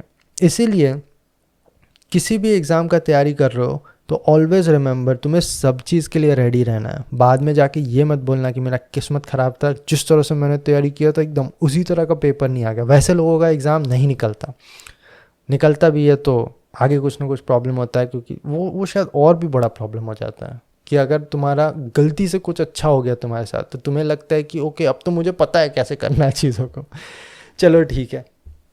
तो फिर से बता रहा हूँ कि this book is highly inspired by competitive examination, बल्कि इस बंदे का जो इसका लीड कैरेक्टर है उसका पूरे बुक में ऑब्जेक्टिव ही एक कॉम्पिटिटिव एग्जामिनेशन है। तो तुम अगर कॉम्पिटिटिव एग्जामिनेशन का तैयारी करो तो ज़रूर पढ़ो। ये मत बोलना कि एग्ज़ाम के बाद पढ़ूंगा, क्योंकि उससे बड़ा बेवकूफ़ी कुछ नहीं हो सकता ये तुम्हारे एग्ज़ाम में ही हेल्प करेगा। एग्ज़ाम के बाद तो सब कुछ सॉर्टेड होता ही है, भले निकले ना निकले लेकिन उसके बाद तो या तो नहीं निकला तो चले आगे, अगर निकल गया तो भी आगे चले, लेकिन एग्ज़ाम की तैयारी में ये बुक तुम्हें सबसे ज़्यादा हेल्प करेगा। चलो आगे आते हैं टेस्ट सीरीज़ के टॉपिक पे। तो इससे रिलेटेड एक क्वेश्चन भी था टेस्ट सीरीज़ का, किसी स्टूडेंट का ही है, तो मैं वो पहले पढ़ लेता हूँ ताकि और भी समझ में आ जाए कि मैं क्या बोलना चाहता हूँ और मेरे ऑडियंस क्या सुनना चाहते हैं। सो हिमांशु शेखर 8736 पूछता है, I want to ask simple question, I had searched everywhere but cannot get a definite answer. I'm asking if previous year questions and test series are enough for under AIR 100 or I need question bank. Valid question. ऐसे मजाक नहीं उड़ा रहा किसी का. But तुम्हें समझ में आ जाएगा मुझे क्यों हंसी आ रही है इस पे. I can't find a definite answer to it. I would want to regret later. I wouldn't want to regret later. मुझे ज़्यादा अच्छा पढ़ना नहीं आता, कोई बात नहीं. That I did not study material properly. Okay. मैं एग्जांपल लेके यही चलूँगा कि ये नेशनल लेवल गवर्नमेंट जॉब्स या फिर ग्रेजुएट लेवल एग्ज़ाम्स की बात कर रहा है, लेकिन क्वेश्चन बैंक का जो क्वेश्चन है ये काफ़ी लोगों को परेशान करता है जो कॉम्पिटिटिव एग्जामिनेशन का तैयारी कर रहे हैं. मैं तुम्हें बताना चाहता हूँ कि 3 साल की तैयारी में मैंने कोई भी क्वेश्चन बैंक सॉल्व नहीं किया था. मैंने बस प्रीवियस ईयर क्वेश्चंस ही सॉल्व किए थे और टेस्ट सीरीज़ दिए थे. तो इसका कॉन्सेप्ट काफ़ी सिंपल सा है कि यहाँ पे क्वेश्चन सॉल्व करने वाले का एग्ज़ाम नहीं निकल रहा. क्वेश्चंस तो दुनिया में कितने टाइप के हैं, इन्फिनाइट. बुक्स तुम उठाते हो, टेक्स्ट बुक्स, तो उसके भी हर चैप्टर के पीछे क्वेश्चंस है ना. तो उसको सॉल्व करने में तुम अगर मास्टर बन जाओगे तो इसका मतलब ये नहीं है कि तुम्हारा ये कॉम्पिटिटिव एग्जामिनेशन निकल जाएगा. इस चीज़ को समझना बहुत ही ज़्यादा इंपॉर्टेंट है कॉम्पिटिटिव एग्जामिनेशन एस्पिरेंट्स का. मैक्सिमम लोग यहीं पे गलती कर जाते हैं कि ये एग्ज़ाम तुम्हारे क्वेश्चन सॉल्व करने के एबिलिटी में जो परफेक्ट है उसको टॉपर नहीं बना रहा. ये एग्ज़ाम इस एग्ज़ाम में जैसे क्वेश्चंस आते हैं उसे सॉल्व करने में जो परफेक्ट है उसे टॉपर बना रहा है. तो तुम्हें इस एग्ज़ाम के type of questions, not talking about the infinite different types of questions in this world, इस एग्ज़ाम में जैसे क्वेश्चंस आते हैं उस टाइप के क्वेश्चंस को सॉल्व करने में तुम्हें मास्टरी लेना है. अब तुम बोलोगे कि क्वेश्चन बैंक्स जो आते हैं वो भी तो इस एग्ज़ाम के लिए ही आते हैं और इस एग्ज़ाम के फोकस्ड ही बनाते हैं लोग. भाई फिर से बात वही आता है कि तुम्हें नहीं पता कि ये क्वेश्चंस कौन बना रहा है. तुम्हें पता है कौन बनाते हैं ये? हमारे टाइम पे 200-300 रुपये दिए जाते थे स्टूडेंट्स को क्वेश्चन बनाने के लिए. ये कंटेंट क्रिएटर का जॉब बोला जाता था और ये बहुत बाद तक भी चलता था और अभी भी चल रहा है कोचिंग इंस्टीट्यूट्स में कि वो आउटसोर्स करते हैं इन सब सारे चीज़ों को कि क्वेश्चंस बना के मुझे दिया जाए. और क्या कोचिंग इंस्टीट्यूट के टीचर्स बनाते हैं ये सारे क्वेश्चंस? बहुत रेयरली. यानी कि यहाँ तक कि मैंने खुद ही जब मैं कोचिंग इंस्टीट्यूट में पढ़ाई कर रहा था और वहाँ के टीचर्स आके क्लासेस लेते थे, उनके क्वेश्चंस वो खुद ही बोलते थे कि ये मैंने नहीं बनाया. तो कुछ टीचर्स का काम होता है क्वेश्चन बनाना और कुछ टीचर्स का काम नहीं होता. जो तुम टॉप के टीचर्स देख रहे हो जिन्हें इतना ज़्यादा पे किया जाता है घंटे के बेसिस में पढ़ाने के लिए, वो बैठ के क्वेश्चन पेपर नहीं बना रहे तुम्हारे 100-200 रुपये के लिए पर क्वेश्चन. ऑब्वियस सी बात है. तो कई बार ऐसा होता है कि क्वेश्चन पेपर तुम्हारे स्टूडेंट्स ही बना रहे हैं और स्पेशली वो स्टूडेंट्स जो एग्ज़ाम में ऑलरेडी अच्छा परफॉर्म नहीं किए हैं. मैं ये नहीं बोल रहा कि उनमें क्रेडिबिलिटी नहीं है, लेकिन क्या उनका 1 से 2 साल का एग्ज़ाम का तैयारी करना is good enough for them to be making questions तैयारी करने के लिए? वही कॉम्पिटिटिव एग्जामिनेशन में बहुत सारी चीज़ साइकिल में आ जाते हैं ना.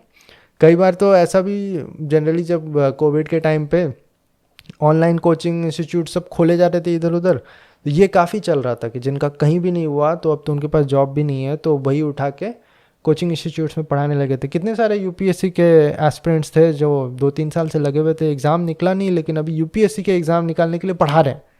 कौन पढ़ा रहे हैं? जिनका एग्ज़ाम नहीं निकला. तो ऐसा किसी को डिग्रेड नहीं कर रहा, लेकिन ऑब्वियस सी बात है, इतना तो मैं एक्सपेक्ट करूँगा कि जो मुझे पढ़ा रहा है ये एग्ज़ाम के लिए या फिर जो मुझे दे रहा है इस क्वेश्चन को एग्ज़ाम में अच्छा परफॉर्म करने के लिए, उसका खुद तो ये एग्ज़ाम निकला होगा. इतना तो मैं एक्सपेक्ट करूँगा. क्या मैं अगर इसरो एग्ज़ाम का तैयारी कर रहा हूँ तो मैं किसी वैसे से सजेशन मांगूंगा या फिर वैसे से पढ़ूंगा जिसका इसरो का एग्ज़ाम निकला ही नहीं है? ऐसा तो नहीं हो सकता ना. मैं उससे तो इसरो एग्ज़ाम के लिए नहीं पूछूंगा. तो क्रेडिबिलिटी कुछ होना चाहिए जो भी तुम्हारा सोर्स है. तो जो भी तुम्हारे क्वेश्चन बैंक्स बनते हैं, ऑब्वियस सी बात है अगर कोई क्वेश्चन बैंक बनाया किसी कोचिंग इंस्टीट्यूट ने तो वो चैरिटी के लिए नहीं बनाया. वो क्वेश्चन बैंक के पीछे देखोगे तो उसका कॉस्ट दिखेगा और वो कॉस्ट जो है वो उन्हें प्रॉफिट दे रहा है. तो उसे सेल करने के लिए बनाया गया है। सिंपल सी बात है ना यार, कुछ भी प्रोडक्ट क्यों बनता है? प्रॉफिट जनरेट करने के लिए। कोचिंग इंस्टीट्यूट क्या है? एक बिजनेस है।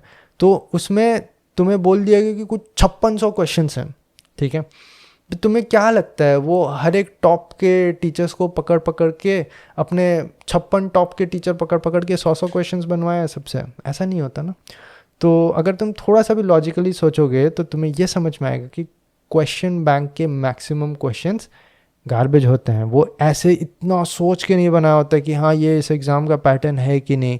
इतने क्वेश्चन तो उस एग्ज़ाम में ही नहीं आए आज तक। अगर तुम सारे प्रीवियस ईयर गेट के 65 क्वेश्चन उठाओ, पिछले 10 साल के क्वेश्चन उठा लो, 685 बने, है ना? और 20 साल के उठा लो तो तुम्हारे 130 ही बने।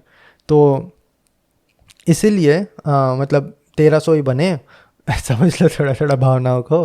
तो इसीलिए तुम्हें समझ में आना चाहिए कि ये जो 2700 क्वेश्चंस और ये सारे क्वेश्चंस के तुम्हारे बैंक्स बन रहे हैं, तो बहुत सारे क्वेश्चंस बस ऐसे ही बन गए। क्या वो तुम्हें फ़ायदा देगा? हाँ भाई, अगर तुम डेली डेली 300 क्वेश्चन सॉल्व करोगे तो कुछ ना कुछ तो तुम्हारे आ ही जाएंगे, फॉर्मूलाज कुछ ना कुछ रटा ही जाएंगे। लेकिन क्या वो मोस्ट एफिशिएंट वे है? सोचना पड़ेगा। चलो तुम मेरे आंसर्स दो। अगर तुम गेट एग्जामिनेशन का तैयारी कर रहे हो, मैकेनिकल इंजीनियरिंग में हो, तो here are your previous year questions, जो किसी कोचिंग इंस्टीट्यूट ने नहीं बनाया, किसी कंटेंट क्रिएटर ने नहीं बनाया, उसे एग्ज़ाम के बोर्ड ने बनाया। गेट एग्जामिनेशन का तुम्हें 1993-4 से लेके अभी तक 2022 तक लेके जितना भी ईयर्स बनता है उसके सारे क्वेश्चंस। मैकेनिकल इंजीनियर हो तो सिविल इंजीनियर के थोड़े बहुत सॉम के क्वेश्चंस देख सकते हो जो पैटर्न अलाइन कर रहा है। एरोस्पेस के कुछ कुछ देख सकते हो जो पैटर्न अलाइन कर रहा है। उसके अलावा इंजीनियरिंग सर्विसेज जिसमें और भी ज़्यादा क्वेश्चंस हैं, मुझे ठीक से याद नहीं है लेकिन कुछ 100 के ऊपर शायद 200 क्वेश्चंस होते थे। मैं कंफर्म करके यहाँ पे लिख दूंगा कितने प्रीलिम्स में कितने होते थे। और वो उतने ही टाइम से हो रहा है तो उतने ज़्यादा क्वेश्चन के रिसोर्सेज हैं। मैंने 2 अटेम्प्ट दिया था, 2016 और 2017। 2017 में मैंने सीरियसली सारे इंजीनियरिंग सर्विसेज के क्वेश्चन सॉल्व करने स्टार्ट किए थे। सारे नहीं हुए थे और मैंने बहुत ज़्यादा मेहनत किया था, फिर भी मुझसे सारे क्वेश्चन सॉल्व नहीं हो पाए थे। 2018 के अटेम्प्ट में 1 साल और देने के बाद मेरे से इंजीनियरिंग सर्विसेज के सारे क्वेश्चन सॉल्व हुए। अभी भी मैं स्टूडेंट से बात करता हूँ तो वो यही बोलते हैं कि मैंने इंजीनियरिंग सर्विसेज के क्वेश्चन अभी तक सॉल्व ही नहीं किए हैं। तो मैंने बोला फिर क्या चीज़ का तुम गेट एग्जामिनेशन का तैयारी कर रहे हो? वो छोड़ो, इसरो के एग्ज़ाम के क्वेश्चंस फिर से बचे तुम्हारे, ये भी तुम सॉल्व कर सकते हो। और भी बहुत सारे, फिर तुम्हारे PSUs आ गए बहुत सारे, वाइजेक हो गए, ONGC का भी क्वेश्चन आता था। पहले तुम्हारे सिविल सर्विसेज के भी प्रीलिम्स में कभी कभी तुम्हारे मैकेनिकल इंजीनियरिंग के कुछ क्वेश्चंस रहते थे। तो ये सारे तुम्हारे सोर्सेज अबंडेंट है। तो ये प्रायोरिटी होता है, सबसे पहले अपना एग्ज़ाम, उसके बाद जो एग्ज़ाम के क्लोजेस्ट है, उसके बाद थोड़ा दूर, उसके बाद थोड़ा दूर। लास्ट प्रायोरिटी तुम्हारा बनता है टेस्ट सीरीज़। ऑब्वियस सी बात है, टेस्ट सीरीज़ में तुम्हारे यही क्वेश्चन बैंक के, कंटेंट क्रिएटर के, कोचिंग इंस्टीट्यूट के बनाए हुए ही क्वेश्चन होते हैं। लेकिन उसमें एक फ़ायदा है, उसमें तुम्हारा लिमिटेड टाइम रहता है। एक लिमिटेड टाइम में तुम्हें इतना क्वेश्चन को सॉल्व करना है, तो उससे तुम्हारा एक दूसरा स्किल डेवलप हो रहा है, टाइम मैनेजमेंट, और एग्ज़ाम के लिए कैसे स्ट्रैटेजी बनाना है टाइम के हिसाब से।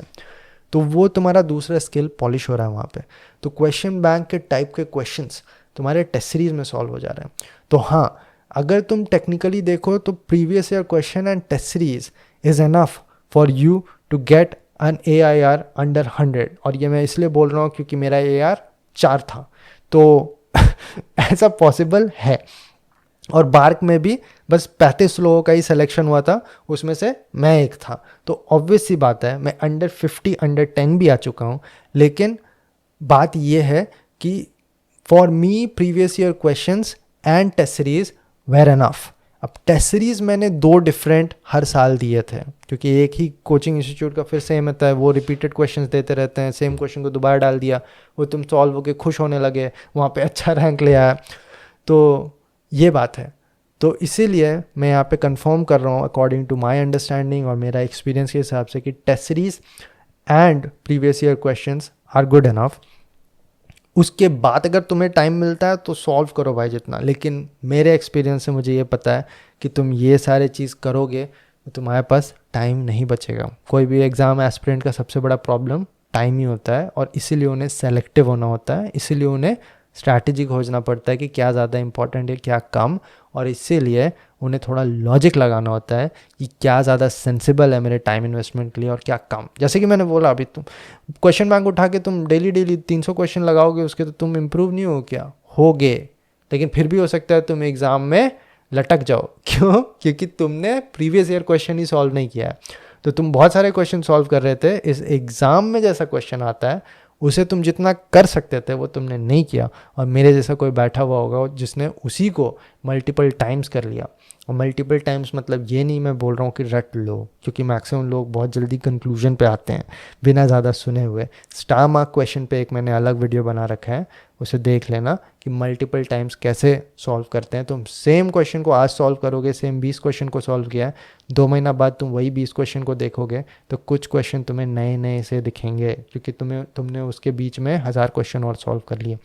तो ज़्यादा मैं डिटेल में अभी नहीं घुसना चाह रहा। अगर तुम डिटेल में चाहते हो कि मैं फिर से बात करूँ तो नीचे कमेंट सेक्शन में लिख लो कि स्टार मार्क क्वेश्चन क्या होता है, टेस्ट सीरीज एनालिसिस क्या होता है, वो भी ज़रा देख लो मेरे पुराने वीडियोस को पलट के। अच्छा, तुम्हें ये पता है कि नहीं, मेरा एक पूरा का पूरा फ्री कोर्स है कॉम्पिटिटिव एग्जामिनेशन पे, फ्री, 100% फ्री, मजाक नहीं कर रहा मैं जिसमें तुम्हारा 0 से लेके 100 तक, फर्स्ट डे से लेके लास्ट डे तक, एग्ज़ाम के रिज़ल्ट आने के बाद तक क्या क्या करना है वो सब कुछ एक लाइन से उस पर वीडियोस बने हुए हैं। और एक्चुअली मैंने जो 400-500 वीडियोस यूट्यूब में बनाए थे उसी को मैंने स्ट्रक्चर में कंपाइल कर दिया है, वो मेरे वेबसाइट में, उसका भी लिंक मैं डिस्क्रिप्शन बॉक्स में डाल दूंगा। इसी से रिलेटेड टॉपिक जब आते हैं हम टेस्ट सीरीज़ में, तो टेस्ट सीरीज़ में क्या प्रॉब्लम है। तो कल ही मैं एक आर्ट ऑफ स्पीकिंग के स्टूडेंट से बात कर रहा था, जो कि एंड में बहुत ही झिझकते मुझे 8 मिनट बचा हुआ था उसके सेशन में, तो पूछ रहा था सर मैं एक पर्सनल क्वेश्चन पूछ लूँ क्या कॉम्पिटिटिव एग्जामिनेशन से रिलेटेड। मैं पूछो। बोला मैं जेई एग्ज़ाम का 3 साल से तैयारी कर रहा हूँ और मेरा निकल ही नहीं रहा, कट ऑफ के बहुत पास पहुँच जाता हूँ, निकल ही नहीं रहा। मैंने बोला कि 3 साल भी नहीं, 4 साल से, शायद 2020 से, हाँ तो 4 साल हो गए। तो मैंने बोला कि भाई देखो क्या है ना कि एक तो होता है कि तुम तैयारी किए जा रहे हो और प्रोग्रेस हुए जा रहा है। मतलब एक बार तुम्हारे 50 नंबर आए, अगली बार 60 नंबर आए, अगली बार 70 नंबर आए, 80 नंबर आए, और फाइनली कट ऑफ क्रॉस कर दिया 90 नंबर लाके। और दूसरा होता है तुम्हारा हर बार कभी 50 आ रहे हैं, कभी 55 आ रहे हैं, कभी 45 आ रहे हैं, कभी 52 आ रहे हैं, कभी तुम्हारे 47 आ रहे हैं, ऐसे ऊपर नीचे होते जा रहा है, वहीं पे घूम रहे हो तुम, ठीक है। तो ये समझना बहुत ज़्यादा ज़रूरी है कि कॉम्पिटिटिव एग्जामिनेशन में रज के तुम्हें 1 से 2 साल तैयारी करना पड़ता है, बहुत ही जान लगा के। अगर तुम वो आज तक नहीं किए हो, उसका भी क्वेश्चन यही था 1 साल और करूँ क्या, तो मैंने बोला अगर आज तक नहीं किए हो तो तुम मुझे बता दो कि ऐसा क्या बदल जाएगा जो तुम अगले साल वैसे तुम जम के मेहनत करने वाले हो, क्या बदल जाएगा तुम मुझे बताओ। अगर कुछ नहीं बदलेगा तो वही होगा जो आज तक हुआ है, फिर तुम ऐसे ऊपर नीचे घूमोगे, कट ऑफ के आगे आगे पीछे। तुम्हारा बहुत ही अच्छा कुछ चमक गया तो शायद निकल जाए, और नहीं तो मोस्ट लाइकली यही होगा कि तुम्हारा 1 साल और बर्बाद। तो ये तो उसका क्वेश्चन था। दूसरा क्वेश्चन उसका ये था, जब मैंने उसे ये बोला कि हाँ क्या बदल जाएगा, अगर ऐसा है तो मुझे बताओ, समझाओ कि ऐसा क्या तुम कुछ चेंज करोगे। बोलोगे नहीं मैं घर छोड़ के जा रहा हूँ, मैं एक जगह पीजी में रहूँगा, वहीं पे मैं दाल रोटी खाऊँगा और मैं दिन भर यही पढ़ाई करूँगा। अब मुझे अचानक से ये समझ में आया है कि मेरा लाइफ का ऑब्जेक्टिव ही यही है और ये सारी चीज़ बदल जाएंगे, ये मेरी गलतियाँ थी, तुम्हें ये नहीं पता अगर तो फिर बताओ कि क्या फ़ायदा फिर से तैयारी करने का और 1 साल और बर्बाद करने का। उसके पास ऑल्टरनेटिव ऑप्शन भी था कि मैं यहाँ पे एडमिशन ले सकता हूँ, इसीलिए मैं ये सारी चीज़ बता रहा था उसे।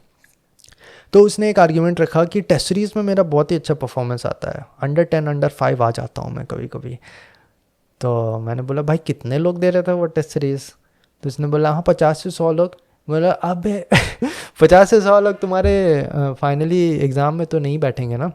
और ये चीज़ समझो कि मैक्सिमम एग्ज़ाम का बहुत अच्छा टेस्ट सीरीज़ नहीं होता। मैं समझ सकता हूँ IIT JEE का बहुत अच्छा टेस्ट सीरीज़ होगा क्योंकि डिमांड में है, तो उसमें बहुत ज़्यादा बिजनेसेस एफर्ट डालते हैं, कोचिंग इंस्टीट्यूट डालते हैं कि हाँ अच्छा बना ले। गेट का ठीक ठाक होता है, उसमें भी मुझे बहुत ही अच्छा कभी भी कोचिंग इंस्टीट्यूट नहीं मिला जो बहुत ही अच्छा टेस्ट सीरीज़ बना रहा है, बिल्कुल गेट के पैटर्न के हिसाब से इधर उधर अनाड़ी क्वेश्चन डालते रहते हैं जो स्टूडेंट का टाइम बर्बाद ज़्यादा करता है। और फिर उनका फ्रस्ट्रेशन भी होता है कि भाई ऐसे क्वेश्चन तो आते ही नहीं है गेट में, तो ये क्यों डाल रहे हो। वो इसलिए डाल रहे हैं क्योंकि वो कंटेंट क्रिएटर को 200-300 रुपये दे के क्वेश्चन बना रहे हैं। समझ में आया। इंडस्ट्री को जब अंदर से देखोगे तो तुम्हें समझ में आएगा ये सारी चीज़। इसीलिए ये इम्पॉर्टेंट है कि कोई ऐसा इंसान बात करे जिसका खुद का कोचिंग इंस्टीट्यूट नहीं है। चलो ठीक है, फिर आते हैं टॉपिक पे। क्या बात कर रहा था मैं? टेस्ट सीरीज़ के बारे में, है ना। तो टेस्ट सीरीज़ में क्या होता है कि कुछ कुछ जैसा मैंने बताया कि एग्ज़ाम्स होते हैं जिसके टेस्ट सीरीज़ काफ़ी फोकस्ड बन रहे हैं, वो भी 60-70% ही इफेक्टिव होते हैं। ऐसे गेट के भी टेस्ट सीरीज़ में मेरा भी अंडर 10 ऐसे कुछ रैंक आ रहा था। मेरे तीसरे अटेम्प्ट में फाइनली रैंक आया 2000 के ऊपर, ठीक है। तो ये मेरे इसरो के एग्ज़ाम फाइनल अटेम्प्ट में के करीब 2-3 महीने पहले की बात है। तो टेस्ट सीरीज़ में तो कभी कभी अच्छा परफॉर्मेंस हो जाता है, कभी कभी ऊपर हो जाता है, कभी कभी नीचे हो जाता है, लेकिन टेस्ट सीरीज़ कभी भी तुम्हें कोई गारंटी नहीं दे सकता। टेस्ट सीरीज़ से तुम्हें बस 2 ही ऑब्जेक्टिव है। एक कि तुम्हारा लिमिटेड टाइम में क्वेश्चंस को सॉल्व करना है, मतलब तुम्हारा ये पता होना चाहिए कि ओके ये क्वेश्चन में मुझे 5 मिनट लग रहा है तो this is not worth it, क्योंकि मुझे पता है 65 क्वेश्चन 3 आवर्स, तो एक क्वेश्चन में 3 मिनट से ज़्यादा नहीं लगना चाहिए ऑन एन एवरेज। 5-6 मिनट लग रहा है तो छोड़ो और निकलो, ये सारी अंडरस्टैंडिंग। और दूसरा कि क्या स्ट्रैटेजी होना चाहिए मुझे क्वेश्चन अटैम्प्ट करने के लिए, पहला क्या अटैम्प्ट करूँ, बाद में क्या अटैम्प्ट करूँ, कैसे फ्लक्चुएट करूँ, बबल्स कब भरूँ, ये सारे चीज़ तुम्हें पहले से ही डिसाइडेड होना चाहिए। ब्रेन को एक स्ट्रक्चर पता होना चाहिए कि वहाँ पे इम्प्रॉम्प्टू जाके एग्ज़ाम में नहीं सोच रहे ये सारी चीज़। तो ये ऑब्जेक्टिव होता है टेस्ट सीरीज़ का, और इससे ज़्यादा मुझे कोई एक्सपेक्टेशन भी नहीं है किसी भी टेस्ट सीरीज़ से। तो इसीलिए ज़्यादा सोचने से कुछ नहीं होगा कि कौन सा टेस्ट सीरीज़ लूँ कौन सा नहीं लूँ। सिंपल सी बात है, जो भी टेस्ट सीरीज़ कोई ऑथेंटिक कोचिंग इंस्टीट्यूट का है जिसमें मैक्सिमम स्टूडेंट्स अपीयर कर रहे हैं उसे ले लो, और ज़्यादा उम्मीद मत रखो टेस्ट सीरीज़ से। तो इसीलिए प्रॉब्लम कोचिंग इंस्टीट्यूट्स का क्या है ये मुझे पता नहीं, लेकिन 2016 से तो मैं देख रहा हूँ और कि कोई भी कोचिंग इंस्टीट्यूट बहुत ही अच्छा बिल्कुल एग्ज़ाम पैटर्न के हिसाब से क्वेश्चंस नहीं बनाते। और सबसे बड़ी प्रॉब्लम ये है, ये तुम भी देख रहे हो अगर टेस्ट सीरीज दे रहे हो कि नहीं, बहुत सारे क्वेश्चंस गलत होते हैं, बहुत सारे क्वेश्चंस के आंसर गलत होते हैं, और ये स्टूडेंट्स को बहुत ज़्यादा फ्रस्ट्रेट करते हैं, और इसीलिए मतलब क्वालिटी हमें कभी भी नहीं दिख रहा। तो दिस इज़ द ट्रुथ, और इसे एक्सेप्ट करके ये ऑब्जेक्टिव क्लियर करो कि अपना कोचिंग इंस्टीट्यूट से मुझे क्या चाहिए और टेस्ट सीरीज से मुझे क्या चाहिए। कोचिंग इंस्टीट्यूट ले या ना ले, आज के ऑनलाइन की दुनिया में क्या है और क्या लेना चाहिए, फ्री का कैसे पढ़े, ये सब अगर जानना है तो कमेंट करो, मैं किसी और दिन डिस्कस कर लूँगा। ओके चलो ये सब चीज़ तो हो गया। और कोई क्वेश्चन है?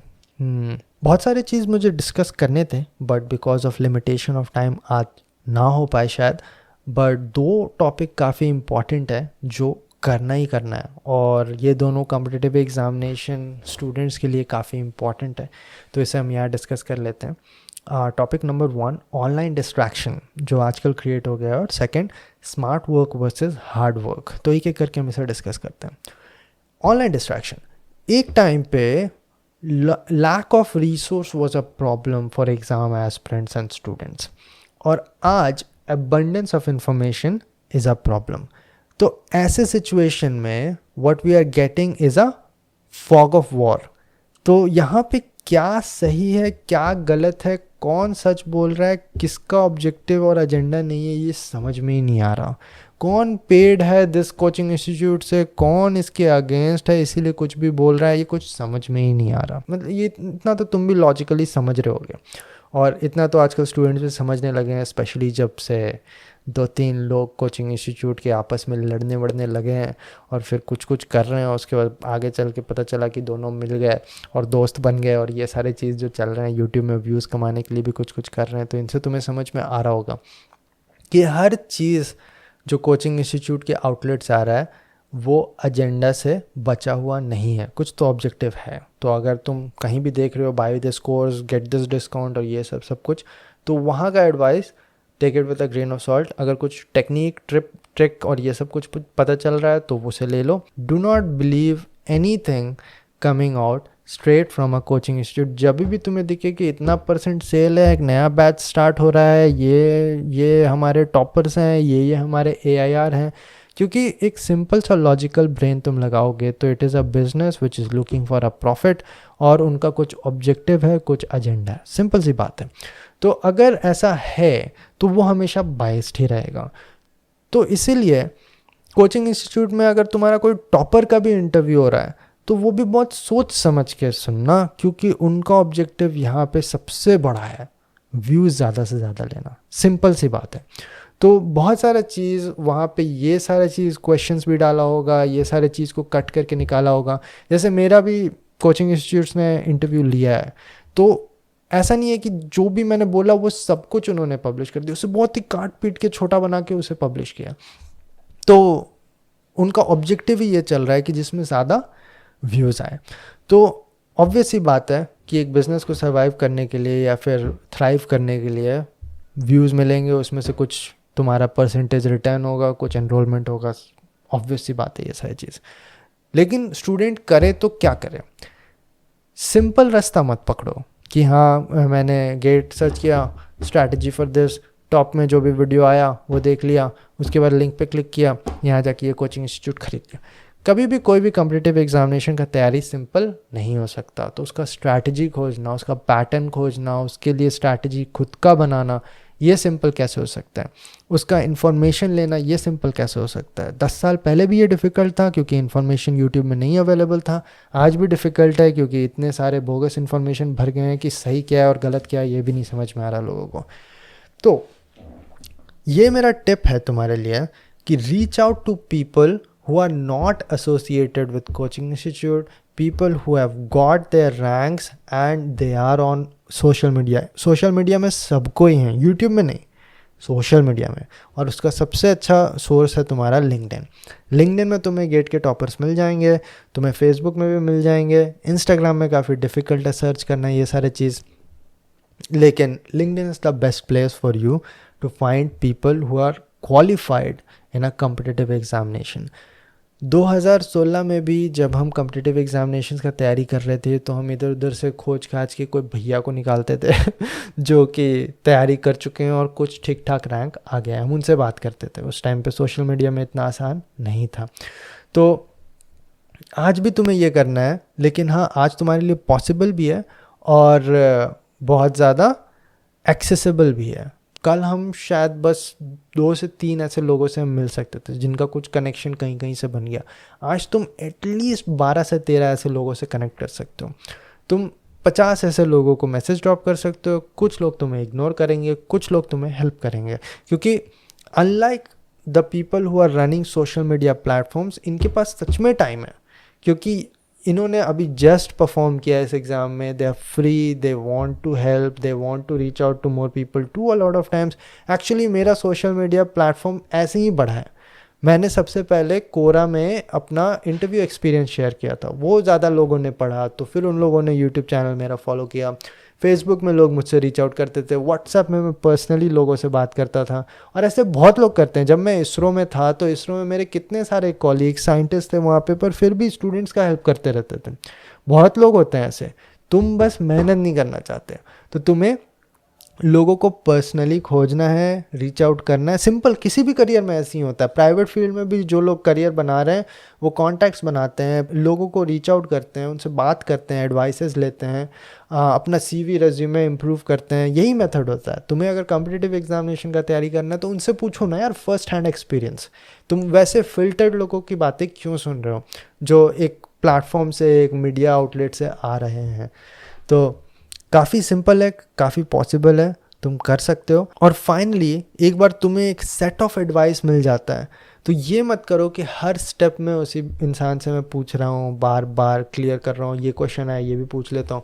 हाँ, you can throw that question, but ये चीज़ याद रखना कि अल्टीमेटली डिसीजन मेरा ही होगा। ये चीज़ नहीं समझते लोग, इसीलिए वो ऑनलाइन मेरे कमेंट सेक्शन में पूछेंगे, यूट्यूब में खोजते रहेंगे, लोगों को इंस्टाग्राम में DM करते रहेंगे रैंडमली, लेकिन ये नहीं समझते कभी भी कि अल्टीमेटली डिसीजन मुझे लेना है, स्ट्रैटेजी मुझे बनाना है। वो फेल हो जाएगा, जो कि डर रहता है मैक्सिमम लोगों का, तो वो उतना बड़ा प्रॉब्लम नहीं है जितना कि तुमने कभी खुद का स्ट्रैटेजी ही नहीं बनाया। क्योंकि अगर बनाया ही नहीं तो फिर तो वो सक्सीड हो ही नहीं सकता। बहुत बार स्ट्रैटेजी फेल हो जाता है। मेरे कई एग्ज़ाम्स में स्ट्रैटेजी फेल हुआ, उससे मैंने सीखा, फिर वो एग्ज़ाम क्रैक किया। इसरो एग्जामिनेशन खुद ही मैंने 2 फेल्ड अटैम्प्ट के बाद तीसरा अटैम्प्ट में क्रैक किया। लेकिन अगर खुद का स्ट्रैटेजी नहीं होता तो 5 अटेम्प्ट के बाद भी वो क्लियर नहीं होता, क्योंकि तुम्हारा खुद का स्ट्रैटेजी है तो तुम उसे मॉडिफाई कर सकते हो, इम्प्रूव कर सकते हो। किसी और ने तुम्हें स्ट्रैटेजी दिया तो वो तुम्हारे सिचुएशन, तुम्हारे पॉजिटिव्स और नेगेटिव्स को समझ के कभी भी नहीं दे पाएगा। तो इसीलिए एज एन एग्ज़ाम एस्पिरेंट हमेशा ये याद रखना कि this is an individualistic sport. तुम्हें खुद से स्ट्रैटेजी बनाना पड़ेगा, तुम्हें खुद से मेथड बनाना होगा, खुद का स्ट्रेंथ्स खोजना होगा, वीकनेसेस खोजना होगा। सराउंडिंग से, एक्सपीरियंस लोगों से तुम बस इनपुट ले सकते हो ताकि तुम उनकी गलतियों को as much as possible avoid करो। कुछ ऐसी चीज़ जो तुम्हें समझ में नहीं आता अनटिल अनलेस तुम अटेम्प्ट देते, तो उन्होंने अटेम्प्ट दिया तो उन्हें पता है। कुछ ऐसे सोर्सेज हैं जो काफ़ी यूज़फुल हैं, जो तुम्हें पता चल जाए तो तुम्हारा टाइम सेव हो जाएगा। ये इन्फॉर्मेशन ले लो, प्रोसेस खुद करो और डिसीजन का आउटपुट खुद से बनाओ, स्ट्रक्चर और स्ट्रैटेजी खुद से बनाओ। तो ऑनलाइन डिस्ट्रैक्शन का ये प्रॉब्लम है कि लोग 100% रेडीमेड आंसर्स खोजना चाहते हैं, और ये आज का प्रॉब्लम नहीं है, कल का प्रॉब्लम नहीं है, इस जनरेशन का प्रॉब्लम नहीं है, ये ह्यूमैनिटी का ही मैक्सिमम लोगों का ये प्रॉब्लम है कि मुझे परोस के दे दो 100% सॉल्यूशन, जो कि रियल लाइफ में कभी भी तुम्हें एक रिजल्ट नहीं दे पाएगा। तो इसीलिए ये सिंपल सा कॉन्सेप्ट अगर तुम्हें समझ में आ जाए तो तुम्हें कोई भी ऑनलाइन डिस्ट्रैक्ट नहीं कर सकता, क्योंकि फिर तुम ऑनलाइन बस एक सिंगल रीज़न के लिए हो, इंफॉर्मेशन गैदर करने के लिए, उसे प्रोसेस करने के लिए या डिसीजन लेने के लिए वहाँ नहीं घूम रहे। वहाँ पे अगर तुम ये दोनों चीज़ करने के लिए घूमोगे तो घूमते ही रह जाओगे, क्योंकि कोई भी तुम्हें वो नहीं दे सकता। लेकिन बहुत लोग व्यूज़ लाने के लिए वीडियोस बनाते रहेंगे, टॉपर के इंटरव्यू लेते रहेंगे, और फिर तुम्हें लगेगा कि इससे मुझे समझ में आ जाएगा क्योंकि इस टॉपर ने जो किया है मैं भी एग्जैक्टली वही कर लूँगा। तो इससे डिस्ट्रैक्शन आता है, तुम्हारे माइंडसेट से डिस्ट्रैक्शन आता है। एक बार तुम्हें समझ में आ गया, जैसे अभी मैं करीब 1 साल पहले जब मैं अपना बिज़नेस प्रॉपर्ली इस्टेब्लिश करना चाह रहा था, हायर फर्स्ट टाइम प्रॉपर्ली करना चाह रहा था, टीम इस्टेब्लिश करना चाह रहा था, तो उस टाइम पे मैंने वीडियो सर्च किए कि हाँ भाई टीम कैसे बनाते हैं, बिज़नेस कैसे बनाते हैं। कुछ 6-7 वीडियो मैंने देखे, बहुत ही कुछ समझ में आया जो कि मुझे कभी भी नहीं पता था पहले। उसके बाद मेरा यूट्यूब चैनल भर गया ऐसे लोगों से जो बस ये बता रहे हैं कि भाई $0 से $1 मिलियन कैसे बनाए। ये वीडियोस इतना ज़्यादा आने लगे और मैंने सोचा कि इसमें कुछ इन्फॉर्मेशन होगा, शायद खोल के देखे, नहीं कुछ नहीं, बकवास चल रहा है, कुछ भी समझ में नहीं आया। बस जल्दी जल्दी कुछ करके सीन वीन चेंज करके व्यूज़ लाने के लिए कुछ भी कर दिया। लेकिन अल्टीमेटली मैं सोच रहा हूँ मुझे क्या समझ में आया, तो कुछ भी नहीं समझ में आया। ये तुम्हारे साथ भी काफ़ी होता होगा। वो तभी होता है जब तुम्हें ऑब्जेक्टिव नहीं पता। तो मैं वैसे वीडियोस को छोड़ने लगा क्योंकि मुझे पता है इससे मुझे कुछ इन्फॉर्मेशन नहीं मिल रहा जिसे मैं प्रोसेस नहीं कर सकता, क्योंकि अल्टीमेटली बिज़नेस का स्ट्रक्चर मुझे खुद बनाना है, अल्टीमेटली एम्प्लॉयज़ को कैसे ट्रेन करना है, हायर करना है, मुझे खुद से सोचना है।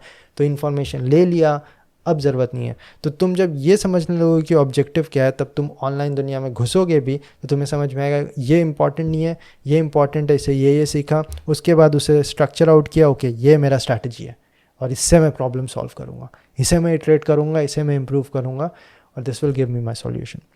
तो ये सारी चीज़ याद रखना। अगर याद नहीं रहा तो फिर डिस्ट्रैक्शन होते रहोगे। चलो ठीक है, फाइनली आते हैं smart work versus hard work. इसका क्या चक्कर है? कुछ लोग तो बोलते हैं कि भाई कितना भी हार्ड वर्क करते रहो उससे कोई फ़ायदा नहीं है, तुम्हें स्मार्ट वर्क करना पड़ेगा। और कुछ लोग बोलते हैं कि भाई 4 घंटा सोना है और फिर बहुत ज़्यादा मेहनत करना है, इसी से हमारा लाइफ बनेगा, I will sleep when I am dead. और इस टाइप का पूरा हसल कल्चर वाला माइंडसेट है। और दूसरा तो लोग बोलेंगे कि तुम मेहनत करोगे तो भी कुछ नहीं होगा, जो बहुत ज़्यादा मेहनत करते हैं वो ज़्यादा नहीं कमा पाते, और ये वो। तो मैं तुम्हें समझाता हूँ मेरे स्टेजेस ग्रोथ के। तो जब मैं कॉलेज में घुसा पहली बार 2012 में, तो उस टाइम तक मेरा कुछ भी एकेडमिक परफॉर्मेंस नहीं था। फिज़िक्स में मेरे 61 मार्क्स आए थे, मैथ में 53 मार्क्स आए थे, पीसीएम में 65% और मैं इंजीनियरिंग करने चला था। तो मैंने कभी भी लाइफ में ढंग से पढ़ाई नहीं किया, लेकिन अब मैंने सोचा कि अब मैं अच्छे से पढ़ाई करता हूँ। तो पहला स्टेप मेरा यही था कि बहुत मेहनत करो, because this is a crude short way for improvement. ये पहला स्टेप था, हार्ड वर्क। ये सबका पहला स्टेप हमेशा होता है। पहला स्टेप कभी भी स्मार्ट वर्क नहीं होता, क्योंकि हार्ड वर्क से ही तुम्हें समझ में आता कि हार्ड वर्क का एक लिमिट होता है कि कुछ भी कर लो, तुम्हारे पास दिन में 24 घंटा से ज़्यादा नहीं है। तो फिर आता है तुम्हारा smart work which is increasing your efficiency. और उसके लिए तुम ट्रिक्स खोजते हो जैसे पोमोडोरो टेक्निक, तुम ट्रिक्स खोजते हो जैसे मेमोरी पैलेस, तुम ट्रिक्स खोजते हो जैसे कि मैं शेड्यूल चेंज कर सकता हूँ अपना, सुबह उठ सकता हूँ, इसमें मेरा ज़्यादा प्रोडक्टिव टाइम होता है, ओके मैं न्यूट्रिशन ले सकता हूँ, डाइट इंप्रूव कर सकता हूँ। ये सारे चीज़ करके तुम अपना एफिशिएंसी इंक्रीज कर सकते हो। तो this is the difference between smart work and hard work. तो smart work is not a replacement of hard work, but it catalyzes hard work। ये चीज़ों को फास्ट कर देता है, चीज़ों को इम्प्रूव कर देता है। बस हार्ड वर्क करते रहोगे तो एक जगह जाके बर्नआउट कर जाओगे, क्योंकि तुमने उठाया 2 घंटे काम करने को, उठा के 12 घंटे काम करने पे ले गए, तो तुम्हारा बहुत ज़्यादा ग्रोथ हुआ, लेकिन 12 घंटे से ज़्यादा तुम काम ही नहीं कर सकते, तो तुम्हारा ग्रोथ स्टेल कर जाएगा। फिर तुम 12 घंटे ही काम करते जा रहे हो, ग्रोथ देख नहीं रहे हो, तो बर्नआउट कर जाओगे। तो तब तुम्हें जाके अपना एफिशिएंसी इंक्रीज़ करना पड़ेगा। लेकिन हाँ, एक चीज़ मैं खुद के एक्सपीरियंस से बताना चाहता हूँ तुम्हें कि हार्ड वर्क क्यों इंपॉर्टेंट होता है। जैसे लेट अस से कि तुम्हें यूट्यूब चैनल स्टार्ट करना है, कुछ भी एक एग्जांपल है, तुम्हें यूट्यूब चैनल स्टार्ट करना है, तो तुम्हें कोई आके एडवाइस देगा, हे बी स्मार्ट। तो तुम्हें यूट्यूब चैनल अगर स्टार्ट करना है, क्या तुम एडिटर हो? नहीं, तुम एडिटर नहीं हो, तो तुम एक एडिटर को हायर कर लो। तुमने बोला ठीक है, मैं एक एडिटर को हायर कर लेता हूँ। उसके बाद किसी ने आके बोला, हे बी स्मार्ट, तुम्हें पैसे कमाने हैं, तुम्हें स्पॉन्सर्स चाहिए, चलो तुम्हें एक स्पॉन्सर के एजेंसी से जोड़ देता हूँ। तो तुमने बोला अच्छा ठीक है, स्पॉन्सर भी कोई और कर रहा है मेरा, ओके तुम्हारे पैसे आ रहे हैं, तुम्हारा कोई सीए है क्या, टैक्सेस कैसे करते हो, चलो तुम्हें एक सीए दे देता हूँ। तुमने बोला हाँ ठीक है, सीए दे देता हूँ। तो तुमने पूछा कि क्या मैं खुद से अकाउंटिंग कर सकता हूँ? तुम्हें बोला जाएगा क्या तुमने अकाउंटिंग, चार्टर्ड अकाउंटिंग का कोर्स किया है, एग्ज़ाम्स दिए हैं? तो बोलोगे नहीं, मैं तो इंजीनियर हूँ। तो तुमने बोला नहीं, तो फिर तुम्हें सीए चाहिए। फिर तुम ऐसे बोलोगे कि मुझे अब एक खुद का कोर्स बनाना है, तो तुम्हें बोला जाएगा कि क्या तुम्हें वेबसाइट बनाना आता है? तो तुम बोलोगे कि नहीं, मुझे वेबसाइट बनाना नहीं आता। तो चलो तुम्हें एक वेब डेवलपर देते हैं। फिर तुम बोलोगे कि मेरा एक लोगो चाहिए, तो तुम्हें बोला जाएगा क्या तुम्हें ग्राफिक डिज़ाइनिंग फ़ोटोशॉप आता है? तुम बोलोगे नहीं, मुझे नहीं आता। चलो तुम्हें एक फ़ोटोशॉप का एक्सपर्ट, एक ग्राफिक डिज़ाइनर दिया जाए। तो एक बंदा तुम्हें पूरी तरह मैनेज कर रहा है, तुम्हारा सारा एम्प्लॉयज़ तुम्हारे लिए खोज के ला रहा है, और तुम्हारा यूट्यूब चैनल चल रहा है, लेटेस्ट से तुम सक्सेसफुल भी हो गए। लेकिन अब इसका एक प्रॉब्लम है ना कि इसका कॉन्ट्ररी एक एग्जांपल लेके देखो, जैसे मैं I am trained as a engineer, that is my education, वो मेरा ग्रेजुएशन है। मैंने यूट्यूब चैनल स्टार्ट किया खुद से वीडियो एडिटिंग सीख के, फिर मैंने खुद से सॉफ्टवेयर सीख के थंबनेल बनाना सीखा। उसके बाद मैंने कैमरा ऑपरेट करना खुद से सीखा, और मैंने कलर ग्रेड करना खुद से सीखा, वेबसाइट बनाना मैंने खुद से सीखा, टैक्सेस भरना मैंने खुद से सीखा, और बिज़नेस को ग्रो करना भी खुद से सीखा, हायरिंग करना मैंने खुद से सीखा। तो अब मैं अगर ये सारी चीज़ को आउटसोर्स कर दूँ, तो उसे उन लोगों को संभालना, मॉनिटर करना और मैनेज करना मेरे लिए पॉसिबल है, क्योंकि मुझे वो सारे चीज़ कुछ हद तक तो आते हैं। तो यहाँ आता है कि smart work is killing you. तो हार्ड वर्क बस तुम अगर करते रहोगे तो बहुत सारी गलतियाँ करोगे। जैसे मैंने बहुत सारी गलतियाँ करी कि मैंने वीडियो एडिटर हायर नहीं किया, तो जिसकी वजह से मैं 10-12 घंटे काम कर रहा हूँ और मुझे रिज़ल्ट उतना ज़्यादा नहीं मिल रहा। तो ठीक है, लेकिन उसके वजह से मेरा वीडियो एडिटिंग भी तो इम्प्रूव हुआ। मैंने ग्राफिक डिज़ाइनर को नहीं हायर किया, मैंने वेब डेवलपर को नहीं हायर किया, मैंने खुद से किया, बहुत ज़्यादा एफर्ट लगा। कुछ भी हो जाए, मैं एक कंप्यूटर साइंस ग्रेजुएट जो वेब डेवलपिंग में ही एक्सपर्ट है, उससे अच्छा वेबसाइट नहीं बना सकता, लेकिन फिर भी मैंने अगर वो खुद से किया तो वो स्किल मेरा डेवलप हुआ। क्या वो ऑप्टिमम था, बेस्ट था आउटपुट के लिए? नहीं था। लेकिन क्या इन सब की वजह से मैं ज़्यादा चीज़ सीख पाया? हाँ। यहाँ पे hard work beats smart work. जहाँ तुम जस्ट पुश करते हो और एक्स्ट्रा एफर्ट देते हो और चीज़ों को आसान नहीं करके डिफ़िकल्ट चीज़ों को परस्यू करते हो, वहाँ तुम ज़्यादा से ज़्यादा चीज़ों को सीख पाते हो और तुम्हारा डेवलपमेंट ज़्यादा होता है। कभी कभी हार्ड वर्क ज़्यादा इम्पॉर्टेंट हो जाता है स्मार्ट वर्क से। कई बार स्मार्ट वर्क इंसान को ख़त्म कर देता है, क्योंकि वो सिर्फ आसान चीज़ों को तुम्हें दिखाता है। तो तुम्हें एक बहुत ही आसान लाइफ दिखा रहा हो कि तुम्हें बस 5 घंटा पढ़ना है स्मार्ट वर्क करके, और तुम्हें बस 1 घंटा ऐसे जिम चले जाना है, उसके बाद ये सारे खाना है, 8-9 घंटे आराम से सोना है। That is good, that is ideal. लेकिन कभी अगर तुम्हें 12 घंटा पढ़ना पड़ा, 4 घंटे बस सो के, और उसके बाद वर्कआउट भी उसमें करना पड़ा, तो क्या तुम कर पाओगे? क्या तुम्हारा बॉडी में कभी भी वो कैपेबिलिटी डेवलप हुआ? नहीं। तो इसी में तुम्हारा एक बॉडी को पुश करना जहाँ पे तुम्हें कोई रिजल्ट भी नहीं मिल रहा, कभी कभी दुर्गति भी हो रहा है तुम्हारा, फिर भी अगर तुम बस पुश कर सकते हो अपने आप को, तो that is a different level of skill. और उसमें तुम्हारा जो डेवलपमेंट होता है बहुत ही डिफरेंट फील्ड में कुछ तो होता है। अगर गलत भी हुआ, कुछ उससे रिजल्ट नहीं भी आया, फिर भी तुम्हारा डेवलपमेंट है, क्योंकि तुमने उन चीज़ों को एज अ चैलेंज लिया। तो स्मार्ट वर्क ज़रूरी है एक पॉइंट के बाद, बट पहले स्मार्ट वर्क से पहले थोड़ा सा हार्ड वर्क भी ज़रूरी है। मैं ये बोलना चाह रहा हूँ, जैसे मैंने बोला कि पहला स्टेप मेरा हार्ड वर्क था, उसके बाद स्मार्ट वर्क था। जैसे स्टूडेंट्स जिन्होंने अभी तक पढ़ाई नहीं किया कभी भी सीरियसली, वो मुझसे स्मार्ट वर्क के बारे में पूछते हैं कि मैं ईजिली चीज़ों को कैसे समझ लूँ। लेकिन पहले वो अगर 1 साल बहुत ही रगड़ के मेहनत करेंगे और फिर भी उन्हें रिजल्ट नहीं मिल रहा, फिर वो मुझसे अगर स्मार्ट वर्क के बारे में पूछेंगे तो मैं बताऊंगा तुम ये गलती कर रहे हो। तो उनका हार्ड वर्क करने का एबिलिटी ऑलरेडी बन चुका है, डेवलप हो चुका है। All they have to now do is add a catalyst, और उसकी वजह से उनका ग्रोथ बहुत ही फास्ट होगा।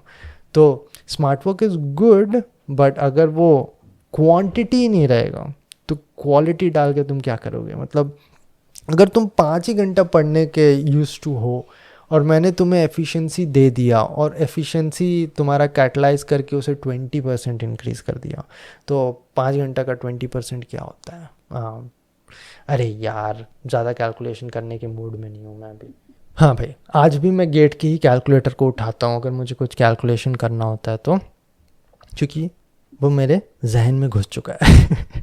ओके, 5 × 60 तुम्हारा हो गया ये, और उसका तुम्हारा कितना? 10% बोला था, 5% बोला था, 20% बोला था, चलो ठीक है। कितना हो गया भाई? 60, मतलब कि 1 घंटा और।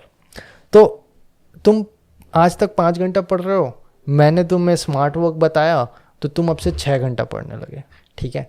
आज तक तुम अगर 10 घंटा पढ़ रहे हो और मैंने तुम्हें स्मार्ट वर्क बताया और उससे तुम्हारा 20% और भी ग्रो कर गया, तो तुम अब 12 घंटा के बराबर काम कर रहे हो। तो समझ रहे हो? वैसे मैं ऐसे × 2 भी कर देता हूँ, क्योंकि 5 का मैंने 10 कर दिया तो 1 घंटे का 2 घंटे हो जाता। पर इसरो एग्ज़ाम दिए हुए कुछ टाइम हो गया, तुम देख सकते हो। तो इस तरह से तुम्हारा हार्डवर्क का सप्लीमेंट होता है स्मार्ट वर्क, हार्डवर्क का रिप्लेसमेंट नहीं होता। I think that clarify things. तो इस तरह से ग्रोथ और भी अच्छा हो सकता है तुम्हारा। चलो ठीक है, बहुत सारी चीज़ों के बारे में बात कर लिया आज हमने, उम्मीद है तुम्हें पसंद आया हो। इसे यहीं पे ख़त्म करते हैं। ये बैकग्राउंड म्यूज़िक कौन डाल रहा है मेरे पॉडकास्ट के एंड होने वाला? अच्छा, तुम्हें बताऊं, अगर तुम सुन पा रहे होगे तो ये आइसक्रीम ट्रक का म्यूज़िक है। तो तुमने बचपन में ऑसवर्ल्ड देखा होगा या फिर नहीं देखा होगा, क्योंकि आजकल छोटा भीम देखने वाले बच्चे बड़े हो रहे हैं। लेकिन यहाँ पे यूएस में आइसक्रीम ट्रक शायद सैटरडे को आता है, मुझे नहीं पता नहीं है, लेकिन जनरली तो वेडनेसडे को भी आता है। लेकिन अभी मुझे आइसक्रीम ट्रक का आवाज़ आ रहा है, तो शायद सैटरडे को भी आता हो। लेकिन मुझे लगा कि यार पॉडकास्ट ख़त्म करते करते ऑटोमेटिक भगवान जी ने म्यूज़िक कैसे चला दिया। चलो ठीक है, इस पॉडकास्ट को हम यहीं ख़त्म करते हैं। भैया जी, बुक पढ़ लीजिए मेरा। क्या मतलब, इतना देर अगर तुम मुझे सुन सकते हो तो मेरे 5 साल की मेहनत को, जिसमें मैंने बहुत सोच समझ के एक एक वर्ड लिखा है और बहुत सोच समझ के 15 बार उसे एडिट, री एडिट, रिवाइज किया है, उसके बाद जाके इसे पब्लिश किया है। एक ऐसा जर्नी जहाँ पे एक बंदा एक बहुत ही बिलो एवरेज स्टूडेंट रह चुका है और वो सपने देखता है इंडियन स्पेस रिसर्च ऑर्गेनाइजेशन में काम करने का, फेल हो रहा है बार बार हर चीज़ में, लड़कियां उसे ना बोल रही हैं, फिर भी उसे लगता है कि मैं कुछ तो तोड़ूंगा, फिर भी उसने जाके इसरो एग्जामिनेशन बार बार दिया और फाइनली इसरो का साइंटिस्ट बन गया। अगर तुम ऐसे स्टोरी को नहीं देखना चाहते, नहीं पढ़ना चाहते, तो तुम क्या करना चाहते हो बताओ? तुम यूट्यूबर बन के मिलियंस ऑफ डॉलर्स बनाना चाहते हो? करना क्या चाहते हो? चलो ठीक है, इसे हम ख़त्म करते हैं। पढ़ना होगा तो पढ़ लेना। अगर नहीं भी अभी श्योर हो कि तुम्हें पढ़ना चाहिए कि नहीं पढ़ना चाहिए, तो इसका एक सैम्पल पढ़ सकते हो, जिसमें मुझे लगता है 10 से 15 पेज, शायद 50 पेज भी पढ़ सकते हो। फर्स्ट चैप्टर के अंदर तक घुस जाओगे, पढ़ सकते हो। फ्री है, और फिर खुद ही डिसाइड कर लो। और बाकी लोगों का ओपिनियन सुनना है तो नीचे जाके रिव्यू देख लेना। वैसे यूट्यूब में भी तुम्हें रिव्यू मिलते ही रहता होगा, क्योंकि कमेंट में कोई ना कोई बोल ही देते हैं कि आपका बुक पढ़ा और क्या मज़ा आया। मुझे बुक पढ़ने में बहुत कुछ सीखने को मिला और बहुत ही इंटरेस्टिंग स्टोरी था, क्योंकि मैंने बहुत ही मेहनत से ये बुक लिखा है, तो ऑब्वियस सी बात है कई लोगों को पसंद आएगा। चलो ठीक है, इस पॉडकास्ट को हम यहीं ख़त्म करते हैं, फिर मिलेंगे नेक्स्ट एपिसोड में। तब तक के लिए बाय।